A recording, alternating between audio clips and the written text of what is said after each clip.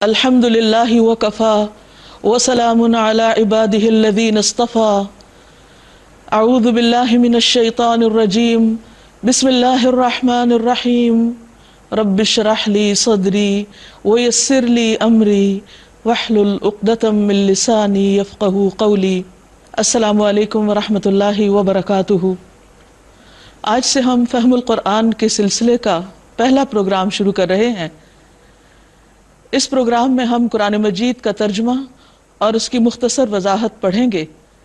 اللہ سبحانہ وتعالیٰ سے دعا ہے کہ وہ ہمیں قرآن مجید کو صحیح معنوں میں سمجھنے اور اس کے مطابق عمل کرنے کی توفیق عطا فرمائے، تاکہ قیامت کے دن یہ کتاب ہمارے حق میں حجت بنے، ہمارے خلاف حجت نہ بنے۔ قرآن مجید اللہ سبحانہ وتعالیٰ کا کلام ہے جو اس نے محمد الرسول اللہ صلی اللہ علیہ وسلم پر نازل فرمایا۔ کس کے لیے؟ ہم سب کے لیے، تمام انسانوں کے لیے، ان کی ہدایت کے لیے، ان کی کامیابی کے لیے، انہیں اس دنیا میں مشکلات سے نکالنے کے لیے، اندھیروں سے نکال کر روشنی میں لانے کے لیے۔ آئیے ہم سب اس کتاب کی طرف رجوع کرتے ہیں خالص نیت کے ساتھ، سچے دل کے ساتھ، کہ اللہ تعالی ہمیں وہ روشنی دکھا دے، وہ ہدایت دے دے جو وہ اپنے بندوں کے لیے چاہتا ہے اور جس کے لیے یہ کتاب بھیجی گئی ہے۔ قرآن مجید کا آغاز سورۃ الفاتحہ سے ہوتا ہے۔ اعوذ باللہ من الشیطان الرجیم، بسم اللہ الرحمن الرحیم۔ میں پناہ لیتی ہوں اللہ کی شیطان مردود سے۔ اللہ سبحانہ وتعالیٰ نے اپنی کتاب کے پڑھنے سے پہلے ہمیں جو طریقہ اور قاعدہ سکھایا ہے وہ یہ کہ ہم جب اس کی طرف رجوع کریں، اس کتاب سے ہدایت لینا چاہیں، تو اپنے دشمن شیطان سے بچنے کے لیے اپنے آپ کو اللہ کی حفاظت میں دیں۔ بسم اللہ الرحمن الرحیم، اللہ کے نام سے جو بہت مہربان، نہایت رحم فرمانے والا ہے۔ اس کی رحمت ہے کہ اس نے ہمارے لیے یہ کتاب بھیجی اور ہمیں دنیا میں بھٹکنے کے لیے چھوڑ نہیں دیا۔ وہ کتاب جس میں 1400 سال سے کوئی تبدیلی نہیں ہوئی، جو اپنی ذات میں خود ایک معجزہ ہے، جس کے مقابل آج تک کوئی کلام پیش نہیں کیا جا سکا۔ ابتدا ہوتی ہے الحمدللہ رب العالمین الرحمن الرحیم مالک یوم الدین ایاک نعبد و ایاک نستعین اہدنا الصراط المستقیم صراط الذین انعمت علیہم غیر المغضوب علیہم ولا الضالین آمین۔ سب تعریف اللہ کے لیے ہے جو رب ہے تمام جہانوں کا، جو رحمان اور رحیم ہے، روز جزا کا مالک ہے۔ صرف تیری ہم عبادت کرتے ہیں اور صرف تجھی سے ہم مدد چاہتے ہیں۔ تو ہمیں سیدھا راستہ دکھا، ان لوگوں کا راستہ جن پر تو نے انعام فرمایا، ان لوگوں کا راستہ نہیں جن پر تیرا غضب ہوا، اور نہ ان کا جو بھٹکے ہوئے ہیں۔ قرآن مجید کا پہلا کلمہ الحمدللہ ہے کہ سب تعریف اللہ کے لیے، سب شکر اللہ کے لیے۔ کیوں؟ اس لیے کہ اسی نے ہم کو بنایا، اسی نے ساری کائنات کو پیدا کیا۔ ہم جو کچھ بھی دیکھتے ہیں، جو کچھ کھاتے پیتے ہیں، جو کچھ استعمال کرتے ہیں، وہ سب کچھ اسی کا بنایا ہوا ہے۔ اس میں سے کچھ بھی خود نہیں بنا، ہمارے فائدے کے لیے بنایا گیا ہے۔ اور جب ہم ان سب چیزوں سے فائدہ اٹھائیں تو ہم پر لازم آتا ہے کہ ہم اللہ کا شکر ادا کریں۔ الحمدللہ، سب تعریف، سب شکر اللہ ہی کے لیے۔ رب العالمین، جو رب ہے، پیدا کرنے والا ہے، پالنے والا ہے، مالک ہے، مدبر ہے، سب چیزوں کو نرش کر رہا ہے، ان کی حفاظت کر رہا ہے۔ العالمین، صرف اس دنیا کی نہیں جو ہم دیکھتے ہیں، بلکہ ان تمام چیزوں کی بھی جن کو ہم جانتے بھی نہیں ہیں۔ اور پھر اتنا کچھ کرنے کے بعد الرحمن، وہ نہایت مہربان بھی ہے، الرحیم، بار بار رحم کرنے والا ہے۔ ہم سب خطا کار ہیں، ہم اس کا دیا ہوا رزق کھاتے ہیں لیکن اسی کی نافرمانی کرتے ہیں۔ اس کے باوجود وہ ہمیں پکڑتا نہیں، وہ ہمیں اس دنیا میں اپنی زندگی کے دن پورے کرنے کی اجازت دے رہا ہے۔ اور پھر مالک یوم الدین، یہ ہمیں بھولنا نہیں چاہیے کہ وہ یوم الدین کا مالک بھی ہے، اسی کی طرف ہمیں واپس پلٹ کر جانا ہے۔ اس لیے کہ ہر چیز کا ایک انجام ہوتا ہے، اختتام ہوتا ہے، ہر کام کا کوئی نتیجہ ہوتا ہے۔ تو اللہ نے چونکہ ہمیں پیدا کیا اور ہمیں اس دنیا میں ایک امتحان کے لیے بھیجا گیا کہ ہم میں سے کون اچھے کام کرتے ہیں، پھر ان کاموں کے کرنے کے بعد، اس کوشش کے بعد ہمیں واپس اس کی طرف پلٹنا ہے۔ پھر وہ ہمیں بتائے گا کہ ہم کیا کر کے آئے ہیں، کیا اس کی مرضی کے مطابق اس زندگی میں کام کیے، یا پھر اپنی مرضی کرتے رہے، یا پھر لوگوں کی مرضی کے مطابق چلتے رہے۔ مالک یوم الدین، جزا و سزا کے دن کا مالک، ایاک نعبد و ایاک نستعین، صرف تیری ہم عبادت کرتے ہیں اور صرف تجھی سے ہم مدد چاہتے ہیں، کیونکہ سب کچھ بنانے والا وہ ہے، سب سے زیادہ مہربان وہ ہے، اور ہمارا انجام بھی اسی کے ہاتھ میں ہے۔ اس لیے ہم پر لازم آتا ہے کہ ہم اسی کی عبادت کریں، صرف اسی کی۔ ایاک نعبد، ہم اپنے آپ کو اسی کی بندگی میں دیں، ہم اسی کی فرما برداری کریں، کیونکہ وہ انسان جس کا صرف ایک آقا ہوتا ہے، جس کا ایک مالک ہوتا ہے، وہ امن میں ہوتا ہے، بنسبت اس کے کہ جس کے بہت سے خدا ہوں اور ہر خدا اپنی طرف اس کو بلا رہا ہو۔ وہ انسان جو اللہ کی مرضی کے مطابق اس دنیا میں جیتا ہے، وہ امن میں رہتا ہے بنسبت ان لوگوں کے کہ جو لوگوں کی مرضی پر چلتے ہیں۔ اور پھر وَإِيَّاكَ نَسْتَعِينُ، چونکہ عبادت، اطاعت، فرما برداری ایک ڈسپلنڈ زندگی ایک مشکل کام ہے، اس لیے ہم زندگی کی ان مشکلات میں، زندگی کے اس امتحان میں، اور اس کے علاوہ ہر طرح کے دکھ، درد، تکلیف اور پریشانی میں اللہ ہی کی طرف رجوع کرتے ہیں اور اسی سے مدد چاہتے ہیں، کیونکہ وہ مدد کرنے پر قادر ہے۔ باقی تمام تو محتاج ہیں، سب لینے والے ہیں، دینے والا صرف وہ ہے، اس لیے صرف اسی سے مانگتے ہیں، اور اسی میں انسان کی عزت ہے، اسی میں اس کی خودداری ہے کہ وہ اپنے رب سے مانگے، وہ اپنے جیسے مخلوق کے آگے ہاتھ نہ پھیلائے، وہ ان سے توقعات نہ رکھے۔ اہدنا الصراط المستقیم، ہمیں سیدھا راستہ دکھا۔ مانگنے کی چیزیں تو بہت ہیں، لیکن سب سے زیادہ ضروری چیز ہدایت ہے، سیدھا راستہ، اسلام کا راستہ، وہ راستہ جو اس کی رضا کی طرف لے جانے والا ہو، وہ راستہ جو اس کی جنت تک پہنچانے والا ہو، وہ راستہ جو اس کا پسندیدہ راستہ ہے۔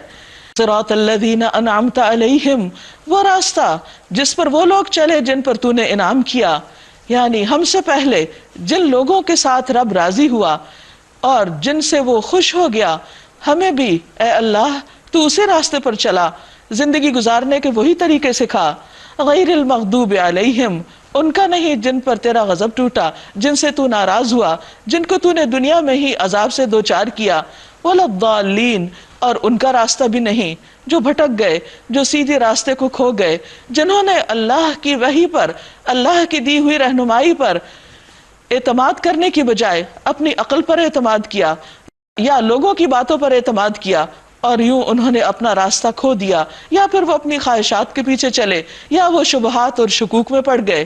لہٰذا ہمیں اے اللہ تو ان تمام چیزوں سے محفوظ رکھ اور ہمیں کامیابی کی اصل منزل تک پہنچا، آمین۔ بسم اللہ الرحمن الرحیم۔ سورۃ البقرہ، رسول اللہ صلی اللہ علیہ وسلم نے فرمایا سورۃ البقرہ پڑھا کرو، اس کا پڑھنا باعث برکت ہے، اس کو چھوڑ دینا باعث حسرت ہے، اور جادوگر اس پر قدرت نہیں پا سکتے، اس کا مقابلہ نہیں کر سکتے۔ گویا جو اس کو پڑھے گا وہ ہر طرح کے شر سے محفوظ رہے گا۔ الف لام میم، حروف مقطعات، ذالک الکتاب لا ریب فیہ، یہ کتاب جس میں کوئی شک ہی نہیں۔ کیوں آئی ہے یہ کتاب؟ ھدی للمتقین، متقی لوگوں کی ہدایت کے لیے آئی ہے، انہیں راستہ دکھانے کے لیے آئی ہے۔ کون ہے متقی؟ کون ہے یہ جن کے دل میں تقوی ہے؟ کون ہے وہ جو اللہ سے ڈرنے والے ہیں؟ الذین یؤمنون بالغیب، یہ وہ لوگ ہیں جو غیب پر ایمان لاتے ہیں۔ غیب کیا چیز ہے؟ غیب وہ جو ہمیں دکھائی نہیں دیتا، جو ہماری ریچ سے باہر ہے، اس پر ایمان لانا۔ اور ایسے ایمان لانے والوں کا ایمان جو بن دیکھے ایمان لائے، وہ اعلیٰ ترین درجے کا ایمان ہوتا ہے۔ رسول اللہ صلی اللہ علیہ وسلم نے ایک مرتبہ فرمایا، کیا تم جانتے ہو کہ ایمان کے اعتبار سے سب سے زیادہ بہترین ایمان کن لوگوں کا ہے؟ لوگوں نے کہا کہ فرشتوں کا۔ آپ نے فرمایا فرشتے بھلا ایمان کیوں نہیں لائیں گے؟ پھر لوگوں نے کہا کہ انبیاء کا۔ فرمایا وہ کیسے؟ ان کی طرف تو وحی کی جاتی ہے۔ لوگوں نے کہا صحابہ کا۔ آپ نے فرمایا صحابہ تو انبیاء کے ساتھ ہوتے ہیں، ایمان کے لحاظ سے سب سے زیادہ تعجب انگیز لوگ وہ ہیں جو تمہارے بعد آئیں گے، وہ وحی الہی کو کتاب کی صورت میں پائیں گے لیکن وہ اس پر ایمان لائیں گے، اس کی پیروی کریں گے، یہی وہ لوگ ہیں جن کا ایمان قابل تعجب ہے۔ ایک اور جگہ پر آتا ہے کہ نبی صلی اللہ علیہ وسلم نے صحابہ سے کہا، اجر و ثواب میں افضل لوگ وہ ہیں جو تمہارے بعد آئیں گے، انہیں یہ قرآن 2 تختیوں میں موصول ہوگا، وہ اس پر ایمان لائیں گے، اس پر عمل کریں گے، یہ لوگ اجر و ثواب میں تم سے افضل اور اعلیٰ ہوں گے۔ تو اس میں خوشخبری ہے ان لوگوں کے لیے جو غیب پر ایمان لاتے ہوں، جنہوں نے فرشتوں کو دیکھا نہیں، جنہوں نے نبی صلی اللہ علیہ وسلم کو نہیں دیکھا، جنہوں نے صحابہ کو نہیں دیکھا، لیکن اس کے باوجود جب وہ اس کتاب کو پڑھتے ہیں تو اس پر ایمان لاتے ہیں، اور جو بھی اس میں غیب سے متعلق چیزیں ہیں، خود اللہ سبحانہ وتعالیٰ کی ذات، فرشتے، جنت، دوزخ، جو کچھ بھی یہ کتاب بتاتی ہے اس سب کو مانتے ہیں۔ وَيُقِيمُونَ الصَّلَاةَ، اور وہ نماز قائم کرتے ہیں، اللہ کے آگے جھکتے ہیں، وَمِمَّا رَزَقْنَاهُمْ يُنْفِقُونَ، اور اس میں سے جو رزق ہم نے ان کو دیا ہے وہ خرچ کرتے ہیں۔ گویا ان کے دل بھی مومن، ان کے جسم بھی مومن، اور دوسرے انسانوں کے ساتھ ان کے تعلقات بھی بہترین، کیونکہ وہ دینے والے ہوتے ہیں۔ یہ کتاب ایسے ہی لوگوں کو ہدایت دیتی ہے۔ وَالَّذِينَ يُؤْمِنُونَ بِمَا أُنزِلَ إِلَيْكَ وَمَا أُنزِلَ مِن قَبْلِكَ، اور وہ لوگ جو اس پر ایمان لاتے ہیں جو آپ کی طرف نازل کیا گیا، آپ پر قرآن مجید نازل کیا گیا لیکن اس کے ساتھ ساتھ حکمت بھی اتاری گئی، اس پر بھی ایمان لاتے ہیں۔ اور حکمت سے مراد نبی صلی اللہ علیہ وسلم کی فرمائی ہوئی باتیں، آپ کا طریقہ زندگی، اس پر ایمان لانا بھی ضروری ہے ہدایت کے لیے، کیونکہ قرآن کافی نہیں صرف ہدایت کے لیے، قرآن کی تفسیر خود اس نے فرمائی جس پر قرآن نازل کیا گیا، وَأَنزَلْنَا إِلَيْكَ الذِّكْرَ لِتُبَيِّنَ لِلنَّاسِ مَا نُزِّلَ إِلَيْهِمْ، اور ہم نے آپ کی طرف ذکر اتارا تاکہ آپ لوگوں کو واضح کر کے بتائیں کہ ان کی طرف کیا اتارا گیا، لہٰذا اس پر ایمان لانا بھی ضروری ہے۔ اور وہ لوگ جو ہدایت پر ہیں وہ اس پر بھی ایمان لاتے ہیں جو آپ سے پہلے اتارا گیا، یعنی پچھلی کتابوں پر بھی، ان کو بھی اللہ کی طرف سے مانتے ہیں۔ ایک مرتبہ نبی صلی اللہ علیہ وسلم یہود کے بیت المدراس میں گئے، ان کے دار المطالعہ میں پڑھنے پڑھانے کی جگہ پر آپ نے تورات منگوائی اور ایک تکیہ اپنی گود میں رکھا اور اس پر تورات کو رکھا اور فرمایا، اے تورات میں تجھ پر ایمان لاتا ہوں۔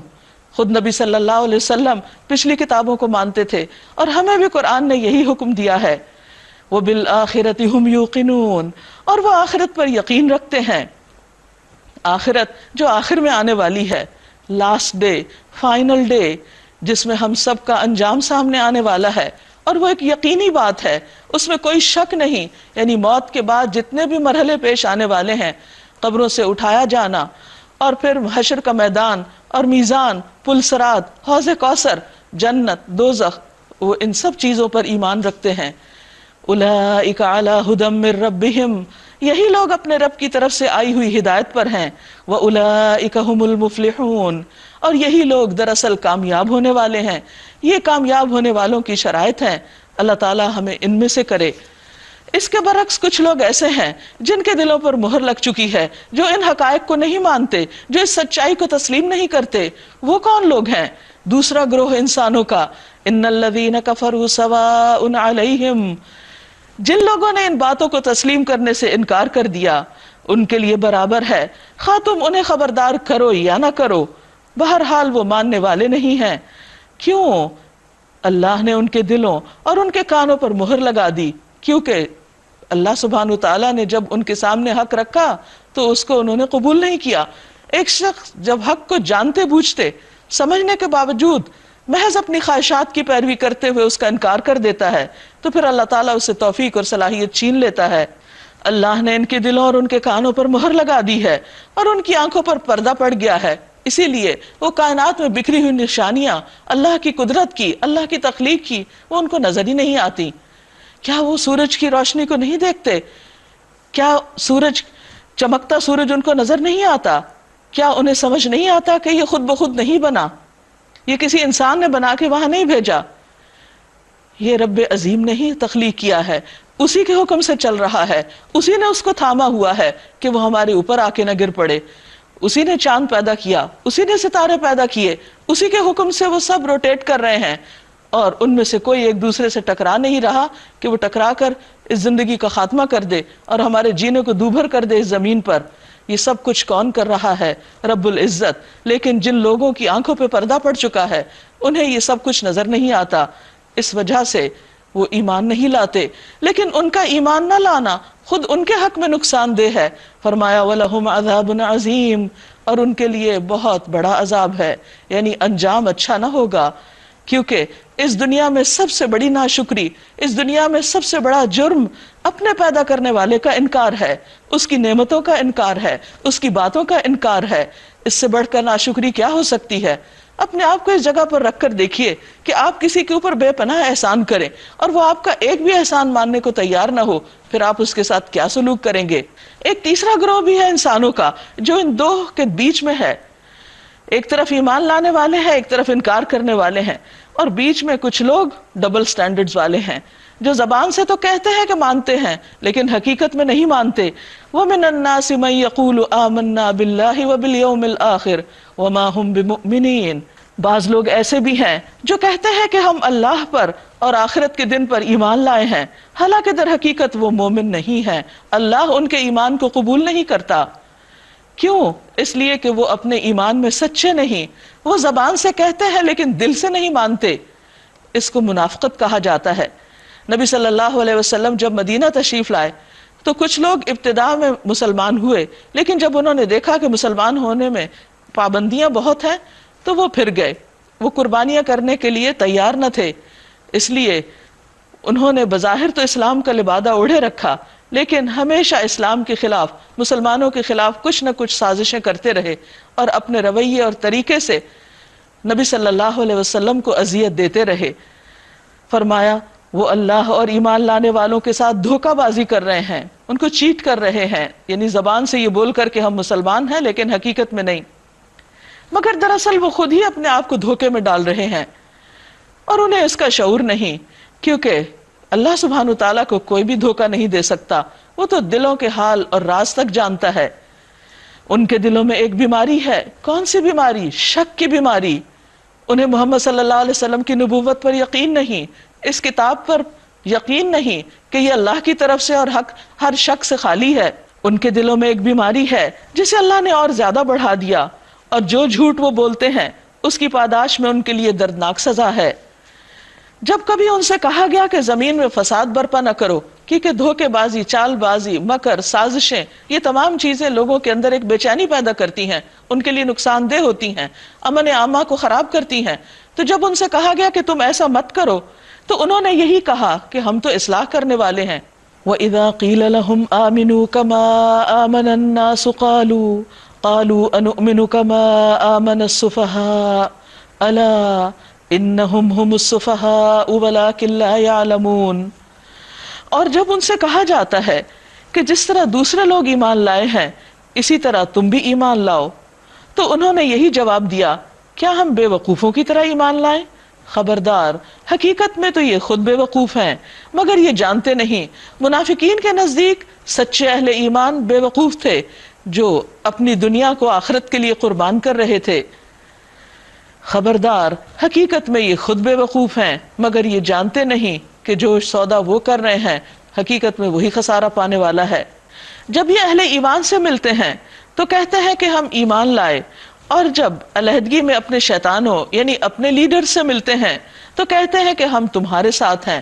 ان کو بھی راضی رکھتے ہیں، ان کو بھی رکھتے ہیں، دونوں طرف سے فائدے اٹھانے کی کوشش کر رہے ہیں کیونکہ ان کے دلوں میں دنیا کی محبت ہے، یہ دنیا کے لیے جیتے اور مرتے ہیں، اور ان لوگوں سے محض مذاق کر رہے ہیں، یعنی ہم مسلمانوں کو بے وقوف بنا رہے ہیں. اللہ ان سے مذاق کر رہا ہے اور وہ ان کی رسی دراز کیے جا رہا ہے، یعنی انہیں ان کی غفلت میں ڈھیل دے رہا ہے اور یہ اپنی سرکشی میں اندھوں کی طرح بھٹکتے جا رہے ہیں. یہ وہ لوگ ہیں جنہوں نے ہدایت کے بدلے گمراہی خریدی، مگر یہ سودا ان کے لیے نفع بخش نہیں اور یہ ہرگز سیدھے راستے پر نہیں. ان کی مثال ایسی ہے جیسے ایک شخص نے آگ روشن کی، یعنی اسلام کا نور پھیلایا، اور جب اس نے سارے ماحول کو روشن کر دیا تو اللہ نے ان کا نور بصارت سلب کر لیا، ان سے توفیق چھین لی اور انہیں اس حال میں چھوڑ دیا کہ تاریکیوں میں انہیں کچھ بھی نظر نہیں آتا. یعنی اسلام کی روشنی تو ہر طرف ہے اللہ کے رسول محمد صلی اللہ علیہ وسلم ان کے بیچ میں ہیں، پیغام دے رہے ہیں، دن رات اللہ کی آیات پڑھ کر سنائی جا رہی ہیں، لیکن نہ ان کے کان سنتے ہیں، نہ ان کی آنکھیں دیکھتی ہیں، اور نہ ان کے دل کھلتے ہیں۔ یہ بہرے ہیں، گنگے ہیں، اندھے ہیں، یہ اب نہ پلٹیں گے۔ یا پھر ان کی مثال یوں سمجھو کہ آسمان سے زور کی بارش ہو رہی ہے اور اس کے ساتھ اندھیری گھٹا اور کڑک اور چمک بھی ہے، یعنی اسلام کی رحمت تو آ رہی ہے لیکن اس کے ساتھ مشکلات بھی ہیں۔ یہ بجلی کے کڑاکے سن کر یعنی مشکل اوقات میں اپنی جانوں کے خوف سے کانوں میں انگلیاں دے دیتے ہیں، یعنی حق کی بات پھر سننا نہیں چاہتے، اور اللہ ان منکرین حق کو ہر طرف سے گھیرے میں لیے ہوئے ہے، اس لیے اب یہ کہیں بھاگ کر جا بھی نہ سکیں گے۔ چمک سے ان کی حالت یہ ہو رہی ہے گویا ان قریب بجلی ان کی بصارت اچک لے۔ جب ذرا کچھ انہیں روشنی محسوس ہوتی ہے تو اس میں کچھ دیر چل لیتے ہیں، یعنی جب اچھے حالات ہوتے ہیں تو کچھ نہ کچھ عمل بھی کر لیتے ہیں، اور جب ان پر اندھیرا چھا جاتا ہے، جب مشکل کام آتا ہے تو کھڑے ہو جاتے ہیں۔ اللہ چاہتا تو ان کی سماعت اور بصارت بالکل ہی سلب کر لیتا، یعنی ان سے پوری کی پوری توفیق چھین لیتا۔ یقیناً وہ ہر چیز پر قادر ہے، یعنی ابھی بھی ان کے لیے توبہ کا دروازہ کھلا ہے۔ اگر وہ اپنی ان حرکتوں سے باز آ جائیں اور سچے مومن بن جائیں تو اللہ تعالیٰ کی رحمت ان کو ڈھانپ لے گی، ورنہ اللہ سے بھاگ کر تو کوئی کہیں جا ہی نہیں سکتا۔ پھر فرمایا یا ایھا الناس اعبدوا ربکم الذی خلقکم، اے لوگو، تمام انسانیت سے خطاب ہے۔ گویا یہ قرآن، یہ کتاب صرف مسلمانوں کی کتاب نہیں، یہ تمام انسانوں کے لیے ہے، اور ان کو میسج دیا جا رہا ہے کہ اے لوگو اعبدوا ربکم، اپنے رب کی عبادت کرو، اپنے رب کی بندگی کرو، اپنے رب کی اطاعت کرو، اس کے فرما بردار بن جاؤ، اس کی بات مان لو۔ کیوں؟ وائے الذی خلقکم، اس لیے کہ اس نے تمہیں پیدا کیا ہے، تم اس کے بنائے ہوئے ہو، تم اس کی مخلوق ہو، خود سے خود نہیں پیدا ہو گئے، وہ تمہیں رزق دے رہا ہے، اور اس نے ان کو بھی پیدا کیا جو تم سے پہلے تھے، یعنی جن کی تم پھر نسلیں ہو، اولاد ہو۔ کیوں؟ اس عبادت کا کیا اللہ کو کوئی فائدہ ہے؟ ہرگز نہیں، تمہیں فائدہ ہے، لعلکم تتقون، تاکہ تم میں تقوی پیدا ہو، تاکہ تم بچ جاؤ۔ کس چیز سے بچ جاؤ؟ دنیا میں بھٹکنے سے اور آخرت میں برے انجام سے۔ کون ہے وہ رب؟ مزید تعارف، الذی جعل لکم الارض فراشا، وہ جس نے تمہارے لیے زمین کو بچھونا بنا دیا، والسماء بناء، اور آسمان کو چھت بنا دیا، یعنی بہترین رہنے کا سامان فراہم کیا، وانزل من السماء ماء، اور آسمان سے پانی اتارا، بارش اتاری، فاخرج به من الثمرات رزقا لکم، پھر تمہارے لیے پھلوں میں سے رزق نکالا، یعنی اس زمین سے تمہارے لیے غذا بھی پیدا کی۔ اب تمہارا کیا کام ہے کہ ان ساری نعمتوں کو استعمال کر کے کیا کرو؟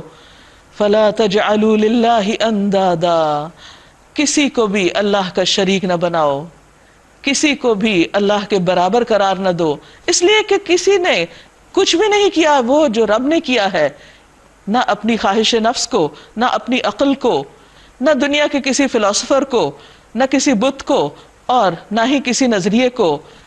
اللہ کے آگے جھک جاؤ، کیونکہ اسی نے پیدا کیا، اسی کی طرف واپسی ہے، اسی نے تم کو سب کچھ دیا، اس کا حق تم پر سب سے زیادہ ہے۔ وَأَنْتُمْ تَعْلَمُونَ، اور تم جانتے ہو، تمہیں معلوم ہے، تمہارا دل اس بات کی گواہی دیتا ہے، تمہیں یہ بات سمجھ آتی ہے کہ سب کچھ اسی کا ہی کھا رہے ہیں، اسی کی زمین پہ چلتے پھرتے ہیں، اسی کی دی ہوئی عقل استعمال کرتے ہیں، پھر اسی کے سامنے سر کیوں نہ جھکائیں۔ گویا اللہ تعالیٰ کا بندوں سے کیا تقاضا ہے کہ نمبر 1 کہ اس کے وفادار بن جائیں، اس کی بات مانیں، اور نمبر 2 اس کے ساتھ کسی اور کو شریک نہ ٹھہرائیں، شرک سے بچیں۔ وَإِن كُنتُمْ فِي رَيْبٍ مِّمَّا نَزَّلْنَا عَلَىٰ عَبْدِنَا، اور پھر اس کے بعد جب یہ مان لیں کہ اللہ کی عبادت کرنی ہے تو پھر سوال یہ پیدا ہوتا ہے کہ کیسے کریں؟ اس کے لیے اللہ تعالیٰ نے یہ کتاب بھیجی ہے، اس کتاب سے فائدہ اٹھائیں۔ لیکن اگر کسی کو اس کتاب میں کسی بھی قسم کا کوئی شک ہے کہ اللہ کی کتاب ہے، اگر اس حقیقت میں مما نزلنا علی عبدنا، اس میں سے جو بھی ہم نے اپنے بندے پہ نازل کیا، تو پہلے اس شک کو دور کر لو، کیونکہ شک کے ساتھ، یقین کے بغیر انسان کسی بھی چیز پر صحیح طور پر نہیں چل سکتا، صحیح فائدہ نہیں اٹھا سکتا. فَأْتُوا بِسُورَةٍ مِّن مِّثْلِهِ، قرآن کا چیلنج ہے کہ پھر تم اس جیسی ایک صورت بنا کے دکھاؤ. وَادْعُوا شُهَدَاءَكُمْ، اور اپنے گواہوں کو، اپنے لائک مائنڈڈ پیپل کو، اپنے مددگاروں کو، سب کو بلا لو. من دون اللہ، اللہ کے سوا، جس کو، کسی فرشتے کو، جن کو، انسان کو، پڑھے لکھے کو، ان پڑھ کو، کسی سائنٹسٹ فلاسفر کو، کسی کو بھی بلا لو. سب سر جوڑ کے بیٹھ جاؤ اور اس قرآن کا مقابلہ کر کے دکھاؤ. لیکن تم نہیں کر سکو گے. ان کنتم صادقین، اگر تم اپنی اس بات میں سچے ہو اور قرآن میں شک کرتے ہو. فَإِن لَمْ تَفْعَلُوا، پھر اگر تم نہ کر سکو، ایسی صورت نہ لا سکو. وَلَن تَفْعَلُوا، اور قرآن کا دعویٰ ہے کہ کر سکو گے بھی نہیں، اور 1400 سال سے آج تک کوئی بھی نہیں کر سکا. تو کیا کرو؟ فَاتَّقُوا النَّارَ، آگ سے بچو. پھر اپنا مستقبل سوچو کہ تمہیں پھر انکار کر کے انجام کو دیکھنا ہوگا. فَاتَّقُوا النَّارَ، بچو اس آگ سے. الَّتِي وَقُودُهَا النَّاسُ وَالْحِجَارَةُ، جس کا ایندھن، فیول، انسان اور پتھر ہوں گے. وہ بڑی ہولناک آگ ہے، دنیا کی آگ سے 70 گنا زیادہ ہے. اعدت للکافرین، وہ انکار کرنے والوں کے لیے تیار کی گئی ہے. اس کے برعکس دوسرے لوگ جو مان جائیں ان کے لیے کیا ہے؟ خوشخبریاں. وَبَشِّرِ الَّذِينَ آمَنُوا وَعَمِلُوا الصَّالِحَاتِ، اور خوشخبری دے دو ان لوگوں کو جو ایمان لے آئے، جو اس کتاب کو مان گئے، اور جو کچھ یہ کتاب بتاتی ہے اس کو مان گئے، اور اس کے مطابق انہوں نے اپنے عمل ڈھال لیے، اور انہوں نے نیک عمل کیے، اچھے کام کیے. ان کے لیے کیا ہے؟ ان لہم جنات، ان کے لیے باغات ہیں، تجری من تحتها الانہار، جس کے نیچے نہریں بہ رہی ہوں گی. خوبصورت منظر. کلما رزقوا منها من ثمرۃ الرزقا، جب کبھی وہاں انہیں ان باغوں میں کوئی پھل کھانے کو دیا جائے گا، وہ کہیں گے کہ ایسے ہی پھل اس سے پہلے ہمیں دنیا میں دیے جاتے تھے، اور وہ اس سے ملتے جلتے ہوں گے. ان کے لیے وہاں پاکیزہ بیویاں ہوں گی، اور وہ وہاں ہمیشہ رہیں گے. جب لوگ اس چیلنج کا مقابلہ نہ کر سکے تو انہوں نے مختلف طرح کی نکتہ چینیاں شروع کر دی اور کہنے لگے یہ کیسی کتاب ہے؟ اگر یہ اللہ کی کتاب ہے تو اس میں مکھی کی بات کیوں ہے؟ اللہ تعالیٰ مچھر کی مثال کیوں دیتا ہے؟ تو اللہ سبحانہ وتعالیٰ فرماتے ہیں ان اللہ لا یستحی ان یضرب مثلا ما بعودۃ فما فوقها، ہاں اللہ اس سے ہرگز نہیں شرماتا کہ مچھر یا اس سے بھی حقیر تر کسی چیز کی مثال بیان کرے. یعنی یہ اللہ کی کریشن ہے. مچھر کی تخلیق میں اگر انسان غور کرے تو اتنی معمولی سی چیز اللہ نے اس کو 100 آنکھیں دی ہیں، اور وہ بھی کمپاؤنڈ ہیں، چاروں طرف دیکھ سکتی ہیں، حتیٰ کہ اندھیرے میں بھی دیکھ سکتی ہیں جہاں ہماری آنکھیں کام کرنا چھوڑ دیتی ہیں. اور اتنی زبردست اس کے اندر صلاحیت ہے کہ وہ پورے کمرے میں سے صرف انسان ہی کے ٹیمپریچر کو ڈیٹیکٹ کر کے اسی پہ جا کے بیٹھتا ہے، کسی اور چیز پر نہیں. پھر سوال یہ پیدا ہوتا ہے کہ اللہ تعالیٰ نے اس کو پیدا کیوں کیا؟ بہت سے حیوانات کی وہ غذا ہے، پانی کے اندر پائی جانے والی چھوٹی چھوٹی مچھلیوں کے بچے، پرندوں کے بچے، وہ ان کی غذا کا کام دیتے ہیں، اور اس کے علاوہ بھی اس کے اندر بے شمار صلاحیتیں ہیں. تو اللہ سبحانہ وتعالیٰ اس سے قطعاً نہیں شرماتا کہ وہ اپنی کتاب میں مکھی مچھر کی بات کرے. فما فوقہا، یا اس سے بھی بڑھ کر کوئی چھوٹی چیز ہو. کہا جاتا ہے کہ مچھر کے اوپر ایک پیراسائٹ ہوتا ہے جس کے پورے سسٹمز ہوتے ہیں، یعنی اس کا سرکولیٹری سسٹم ہوتا ہے، اس کا ڈائجسٹو سسٹم ہوتا ہے، ریپروڈکٹیو سسٹم ہوتا ہے، حالانکہ وہ بالکل مائنیوٹ چھوٹا سا کیڑا ہوتا ہے. تو اللہ تعالیٰ تو اس کی مثال بیان کرتے ہوئے بھی نہیں شرماتی کیونکہ اس کی اپنی کریشن ہے. فَأَمَّا الَّذِينَ آمَنُوا، جو لوگ ایمان لے آتے ہیں، جو لوگ حق بات قبول کرتے ہیں، وہ انہی مثالوں کو دیکھ کر جان لیتے ہیں کہ یہ حق ہے. وہ پھر قرآن میں اس قسم کے نقص نہیں نکالتے اور ان کے رب کی طرف سے آیا ہے. اور جو نہیں ماننے والے وہ انہیں سن کر کہنے لگتے ہیں کہ اللہ کو ایسی مثالوں سے کیا سروکار. اس طرح اللہ ایک ہی بات سے بہت سے لوگوں کو گمراہی میں مبتلا کر دیتا ہے اور بہت سے لوگوں کو سیدھا راستہ دکھا دیتا ہے، اور گمراہی میں وہ انہی کو مبتلا کرتا ہے جو فاسق ہیں، جو حد سے باہر نکلنے والے ہیں، اللہ کے عہد کو مضبوط باندھ لینے کے بعد توڑ ڈالتے ہیں. یہ وہ عہد ہے جب ہماری روحیں پیدا کی گئی تھی، یہ قرآن ہی ہمیں بتاتا ہے. تو اس وقت اللہ نے ہم سب سے عہد لیا تھا اور فرمایا تھا کیا میں تمہارا رب نہیں ہوں؟ الست بربکم، ہم سب نے کہا تھا کہ ہاں آپ ہی ہمارے رب ہیں.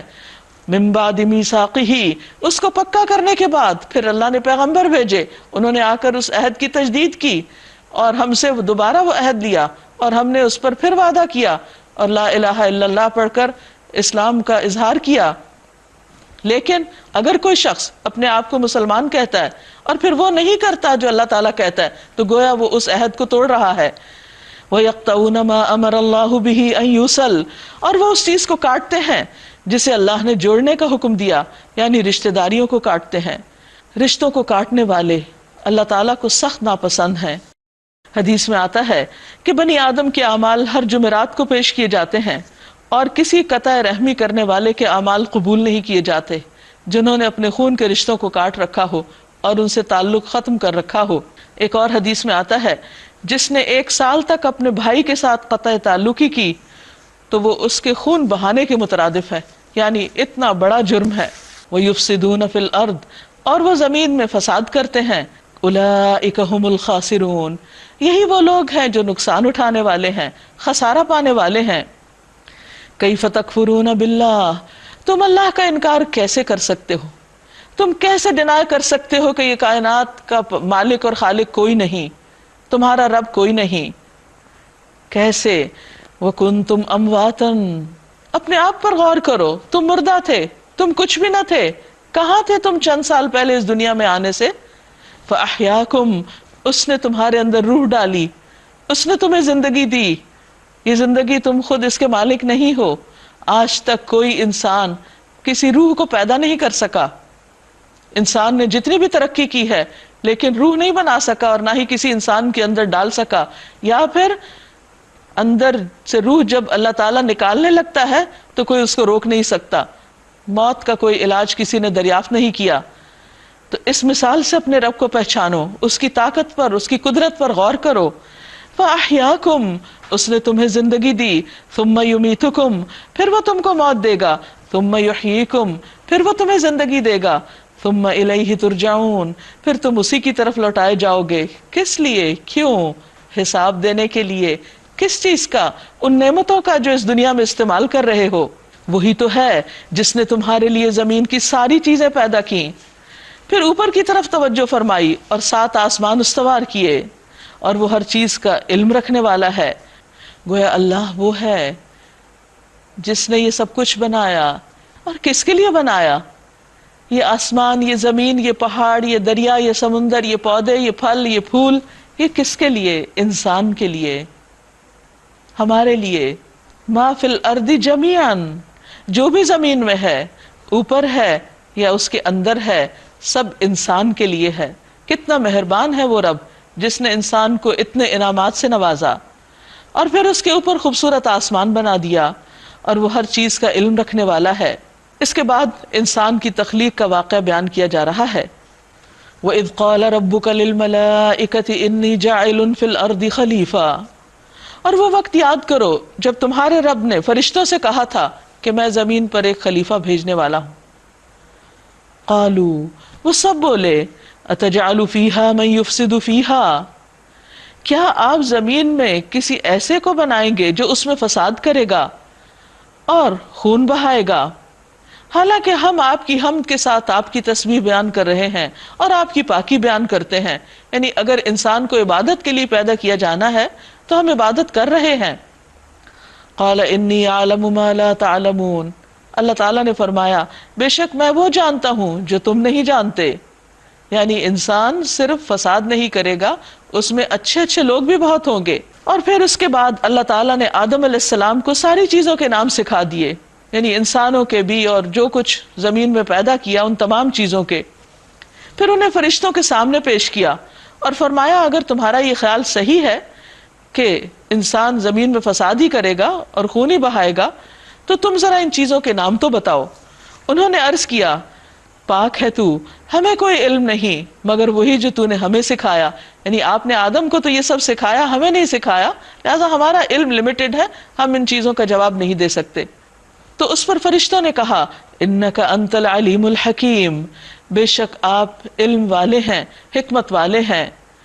اس پر اللہ تعالیٰ نے آدم علیہ السلام سے کہا کہ اے آدم تم انہیں ان چیزوں کے نام بتاؤ جب اس نے ان کو ان سب کے نام بتا دیے تو اللہ تعالیٰ نے فرمایا میں نے تم سے کہا نہ تھا کہ میں آسمان اور زمین کی وہ ساری حقیقتیں جانتا ہوں جو تم سے چھپی ہوئی ہیں، اور جو کچھ تم ظاہر کرتے ہو وہ بھی مجھے معلوم ہے، اور جو کچھ تم چھپاتے ہو اس سے بھی میں خوب واقف ہوں۔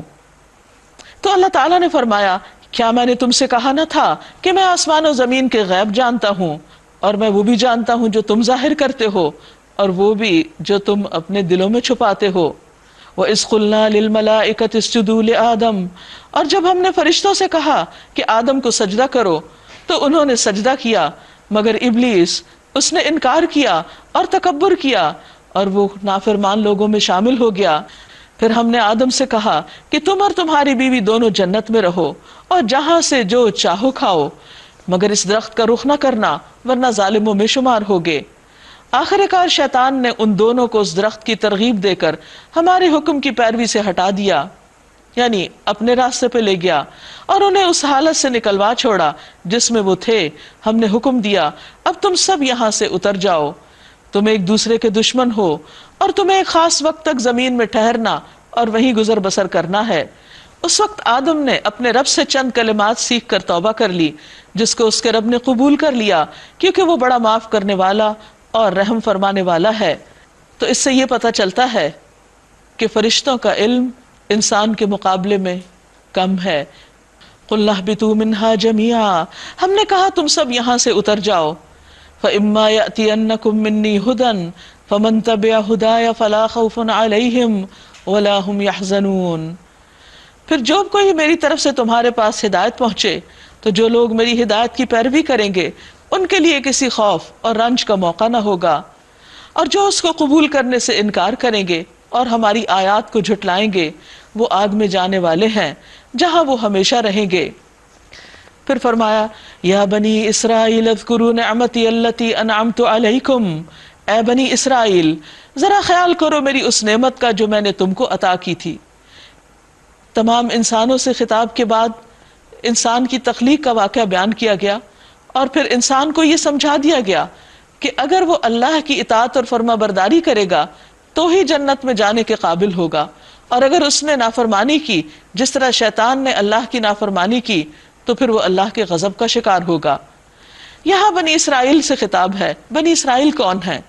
اسرائیل کا معنی ہوتا ہے اللہ کا بندہ۔ یہ یعقوب علیہ السلام کا لقب ہے۔ یعقوب علیہ السلام اسحاق علیہ السلام کے بیٹے تھے اور اسحاق علیہ السلام ابراہیم علیہ السلام کے بیٹے، جن سے یہ نسل چلی۔ اس میں اللہ سبحانہ تعالیٰ نے بے شمار انبیاء اور رسول بھیجے۔ دوسری طرف ابراہیم علیہ السلام کے دوسرے بیٹے اسماعیل علیہ السلام سے نبی صلی اللہ علیہ وسلم کو مبعوث کیا گیا۔ یہاں پر رسول اللہ صلی اللہ علیہ وسلم کو بھیجنے سے پہلے جس قوم کی طرف اللہ نے ہدایت کے لیے بہت سی کتابیں بھیجی، انبیاء بھیجے، اب ان کو آخری بار خطاب کیا جا رہا ہے کہ تم ہدایت کے لیے اب اس پیغمبر کی طرف رجوع کرو۔ یا بنی اسرائیل، اے بنی اسرائیل اذکروا نعمتی التی انعمت علیکم، ذرا خیال کرو میری اس نعمت کا جو میں نے تم کو عطا کی تھی۔ کون سی نعمت؟ ہدایت کی نعمت۔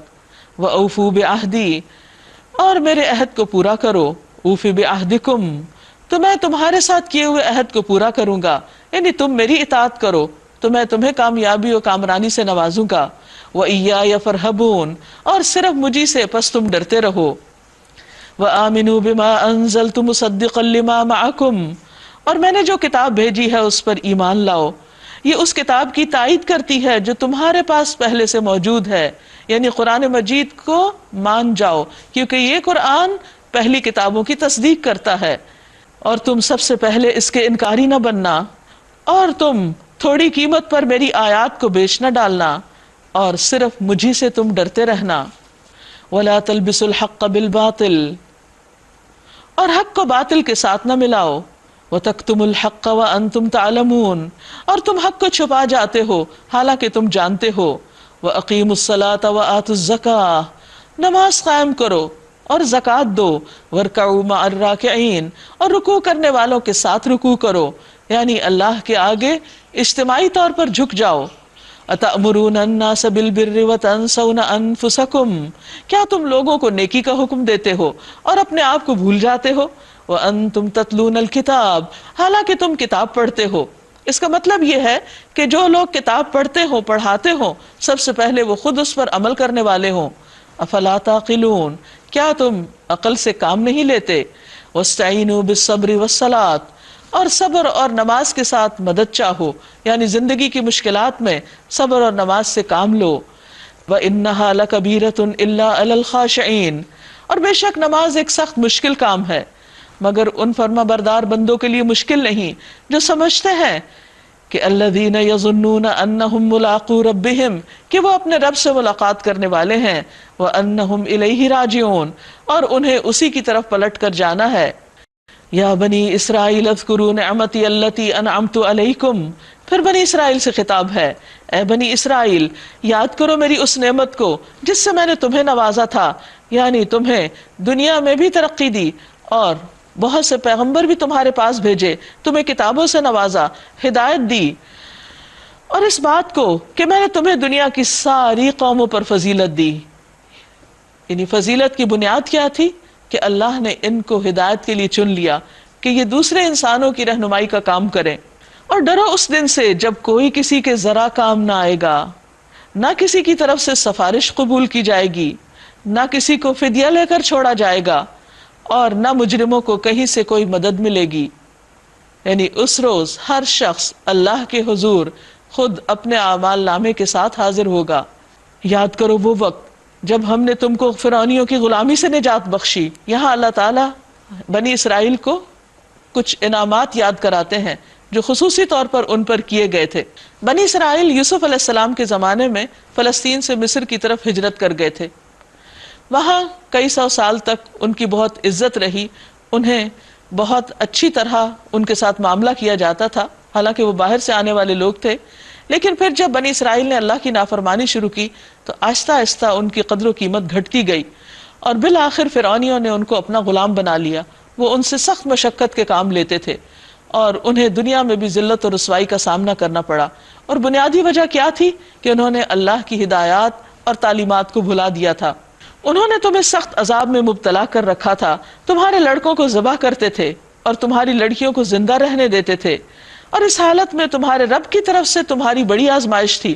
بظاہر دیکھنے میں تو فرعون ان کو ستا رہا تھا، لیکن اللہ تعالیٰ فرماتے ہیں یہ آزمائش اللہ کی طرف سے آئی تھی۔ آج آپ دیکھیے کہ اگر مسلمان یہ سمجھتے ہیں کہ اس وقت دنیا میں ان کی کوئی عزت نہیں اور دنیا میں وہ ذلیل و رسوا ہو رہے ہیں اور انہیں طرح طرح کی مشکلات کا سامنا کرنا پڑ رہا ہے، تو اس کی وجہ محض لوگوں کی سازشیں نہیں، یہ اللہ کی ناراضگی کی علامت ہے۔ اس پر ہمیں اللہ کی طرف رجوع کرنا چاہیے اور اللہ سے توبہ کرنی چاہیے۔ یاد کرو وہ وقت جب ہم نے سمندر پھاڑ کر تمہارے لیے راستہ بنایا، یعنی فرعون کی غلامی سے نجات دینے کے لیے جب موسیٰ علیہ السلام نے سمندر میں اللہ کے حکم سے عصا مارا تو وہاں ایک سیدھا صاف راستہ بن گیا، اور بسہولت بنی اسرائیل اس عذاب سے نکل کر، اس غلامی سے نکل کر دریا پار دوسری طرف جا اتری۔ پھر اس میں سے تمہیں بخیریت گزروا دیا، پھر وہی تمہاری آنکھوں کے سامنے فرعونیوں کو غرقاب کیا، یعنی تمہارے دشمن کو ڈبو دیا۔ یاد کرو جب ہم نے موسیٰ علیہ السلام کو 40 روز کی قرارداد پہ بلایا تو اس کے پیچھے تم نے بچڑے کو اپنا معبود بنا لیا، یعنی اللہ نے تم پر یہ انعام کیا کہ تمہیں فرعون کی غلامی سے نجات دی، اور تم نے بچڑے کو معبود بنا لیا اور بہت بڑا برا شرک کیا۔ اس وقت تم نے بڑی زیادتی کی تھی، مگر اس پر بھی ہم نے تمہیں معاف کر دیا کہ شاید اب تم شکر گزار بنو۔ یاد کرو ہم نے موسیٰ علیہ السلام کو کتاب اور فرقان عطا کی تاکہ تم اس کے ذریعے سیدھا راستہ پا سکو۔ یاد کرو جب موسیٰ علیہ السلام نے اپنی قوم سے کہا، لوگو تم نے بچڑے کو معبود بنا کر اپنے اوپر سخت ظلم کیا ہے، یعنی موسیٰ علیہ السلام 40 راتوں کے لیے کوہ طور پر چلے گئے تو پیچھے قوم نے یہ کام کیا۔ جب واپس آئے تو انہوں نے اپنی قوم کو سمجھایا کہ یہ تو بہت بڑا ظلم کیا تم نے، اور ویسے بھی شرک جو ہے وہ ظلم عظیم ہے، لہٰذا تم لوگ اپنے خالق کے حضور توبہ کرو اور اپنی جانوں کو ہلاک کرو، اسی میں تمہارے خالق کے نزدیک تمہاری بہتری ہے، یعنی دنیا کی سزا بھی ان کو دی گئی۔ اس وقت تمہارے خالق نے تمہاری توبہ قبول کر لی کہ وہ بڑا معاف کرنے والا اور رحم فرمانے والا ہے۔ یاد کرو جب تم نے موسیٰ سے کہا تھا کہ ہم تمہارے بات کا یقین نہ کریں گے جب تک کہ اپنی آنکھوں سے تمہیں اللہ تعالیٰ سے کلام کرتے نہ دیکھ لیں۔ اس وقت تمہارے دیکھتے دیکھتے ایک زبردست بجلی نے تمہیں آ پکڑا، تم بے جان ہو کر گر چکے تھے، مگر پھر ہم نے تم کو جلا اٹھایا، زندہ کیا، شاید کہ اس احسان کے بعد تم شکر گزار بن جاؤ۔ پھر ہم نے تم پر بادلوں کا سایہ کیا، من و سلوہ کی غذا تمہارے لیے فراہم کی، اور تم سے کہا کہ جو پاک چیزیں ہم نے تمہیں بخشی ہیں انہیں کھاؤ، مگر تمہارے اسلاف نے جو کچھ کیا وہ ہم پر ظلم نہ تھا بلکہ انہوں نے آپ ہی اپنے اوپر ظلم کیا۔ پھر یاد کرو جب ہم نے کہا تھا کہ یہ بستی جو تمہارے سامنے ہے اس میں داخل ہو جاؤ، اس کی پیداوار جس طرح چاہو کھاؤ، مزے سے کھاؤ، مگر بستی میں سجدہ کرتے ہوئے داخل ہونا اور کہتے جانا حتتن حتتن، جس کا معنی ہے استغفر اللہ استغفر اللہ، ہم تمہاری خطاؤں سے درگزر کریں گے اور نیکوکاروں کو محسنین کو اور زیادہ عطا کریں گے۔ مگر جو بات کہی گئی تھی ظالموں نے اسے بدل کر کچھ سے کچھ کر دیا، یعنی حتتن کی بجائے حنتتن کہنے لگے۔ آخر کار ہم نے ظلم کرنے والوں پر آسمان سے عذاب نازل کیا، یہ سزا تھی ان نافرمانیوں کی جو وہ کر رہے تھے۔ یاد کرو وہ وقت جب موسیٰ علیہ السلام نے اپنی قوم کے لیے پانی مانگا تو ہم نے کہا کہ فلاں چٹان پر اپنا عصا مارو، چنانچہ اس سے 12 چشمے پھوٹ نکلے، اور ہر قبیلے نے جان لیا کہ کون سی جگہ اس کے پانی لینے کی ہے۔ اس وقت یہ ہدایت کر دی گئی تھی کہ اللہ کا دیا ہوا رزق کھاؤ پیو اور زمین میں فساد نہ پھیلاتے پھرو۔ یاد کرو جب تم نے کہا تھا کہ اے موسیٰ ہم ایک ہی طرح کے کھانے پر صبر نہیں کر سکتے، اپنے رب سے دعا کرو کہ ہمارے لیے زمین کی پیداوار، ساگ، ترکاری، کھیرا، ککڑی، گیہوں، لہسن، پیاز، دال وغیرہ پیدا کرے، یعنی چٹپٹے کھانے کھا سکیں۔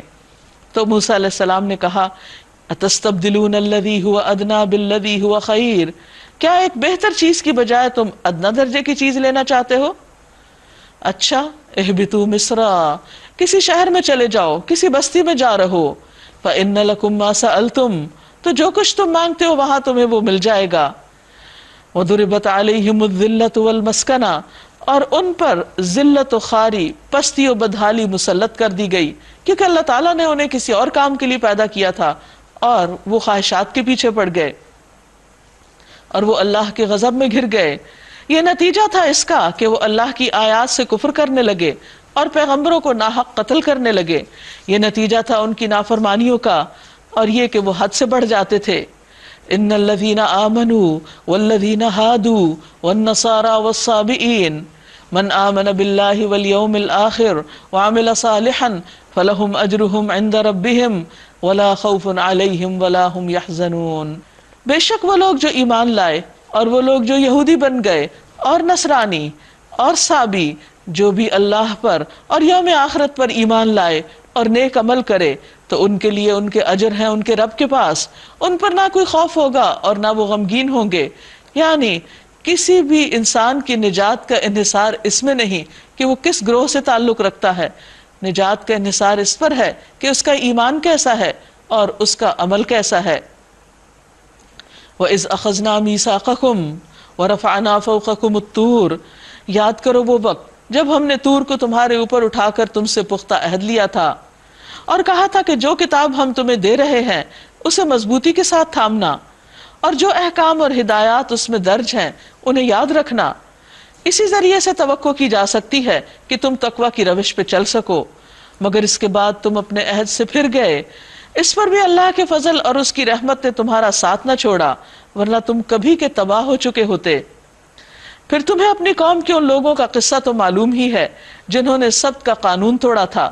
ہم نے انہیں کہہ دیا کہ بندر بن جاؤ اور اس حال میں رہو کہ ہر طرف سے تم پر دھتکار پھٹکار پڑے۔ اس طرح ہم نے ان کے انجام کو اس زمانے کے لوگوں اور ان کے بعد آنے والی نسلوں کے لیے عبرت اور ڈرنے والوں کے لیے نصیحت بنا کر چھوڑا۔ پھر وہ واقعہ یاد کرو جب موسیٰ علیہ السلام نے اپنی قوم سے کہا کہ اللہ تمہیں ایک گائے ذبح کرنے کا حکم دیتا ہے۔ بنی اسرائیل چونکہ مصریوں کے ساتھ رہے تھے، فرعونیوں کے ساتھ، تو وہاں پر انہیں اس قوم کے کلچر اور ان کی روایات اور عادات اور مذہب اور ثقافت، اس کا بہت زیادہ اثر انہوں نے لیا تھا۔ چونکہ مصری گائے کی پوجا کرتے تھے تو اس لیے جب یہ وہاں سے آ بھی گئے تو ان کے اندر گائے کی عظمت کا احساس پایا جاتا تھا، تو اللہ تعالیٰ نے حکم دیا کہ تم اب اس کو ذبح کرو۔ یہ ان کا ایک امتحان تھا۔ کہنے لگے کیا تم ہم سے مذاق کرتے ہو؟ گائے ذبح کریں؟ موسیٰ علیہ السلام نے کہا میں اس سے خدا کی پناہ مانگتا ہوں کہ جاہلوں کی سی باتیں کروں، یعنی اپنی قوم کے ساتھ مذاق کروں۔ بولے اچھا، اپنے رب سے درخواست کرو کہ وہ ہمیں اس گائے کی کچھ تفصیل بتا دے، کیونکہ اب ان کا ارادہ نہیں تھا، اس لیے وہ بہانے بنانے لگے۔ موسیٰ علیہ السلام نے کہا اللہ تعالیٰ کا ارشاد ہے کہ وہ ایسی گائے ہونی چاہیے جو نہ بوڑھی ہو نہ بچیا، بلکہ درمیانی عمر کی ہو، لہٰذا جو حکم دیا جاتا ہے اس کی تعمیل کرو۔ پھر کہنے لگے کہ اپنے رب سے یہ اور یہ پوچھ کر بتاؤ کہ اس کا رنگ کیسا ہو۔ موسیٰ علیہ السلام نے کہا کہ اللہ تعالیٰ فرماتا ہے کہ زرد رنگ کی گائے ہونی چاہیے جس کا رنگ ایسا شوخ ہو کہ دیکھنے والوں کا جی خوش ہو جائے۔ پھر بولے اپنے رب سے پوچھ کے بتاؤ کہ کیسی گائے مطلوب ہے۔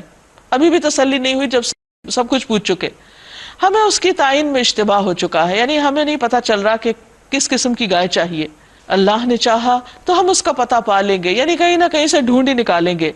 موسیٰ علیہ السلام نے جواب دیا اللہ کہتا ہے کہ وہ ایسی گائے ہے جس سے خدمت نہیں لی جاتی، نہ زمین جوتتی ہے نہ پانی کھینچتی ہے، صحیح سالم اور بے داغ ہے۔ اس پر وہ پکار اٹھے کہ ہاں اب تم نے ٹھیک پتہ بتایا ہے۔ پھر انہوں نے اسے ذبح کیا اور وہ ایسا کرتے معلوم نہ ہوتے تھے۔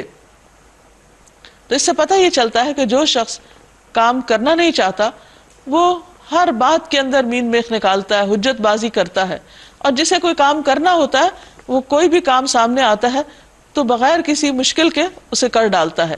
بنی اسرائیل چونکہ یہ کام کرنا نہیں چاہتے تھے، اس لیے انہوں نے اپنے پیغمبر کے ساتھ طرح طرح کے سوال کر کے، بحث مباحثے کر کے اور بال کی کھال نکال کے اپنے کام کو خود ہی مشکل بنا لیا۔ اس لیے ایک حدیث میں آتا ہے کہ ہلک المتنطعون، بال کی کھال اتارنے والے ہلاک ہوئے، یعنی وہ اپنے آپ کو مشکل میں ہی ڈالتے چلے جاتے ہیں۔ اب اتفاق یہ ہوا کہ جس وقت وہ گائے ذبح ہوئی وہاں ایک اور واقعہ بھی پیش آ گیا۔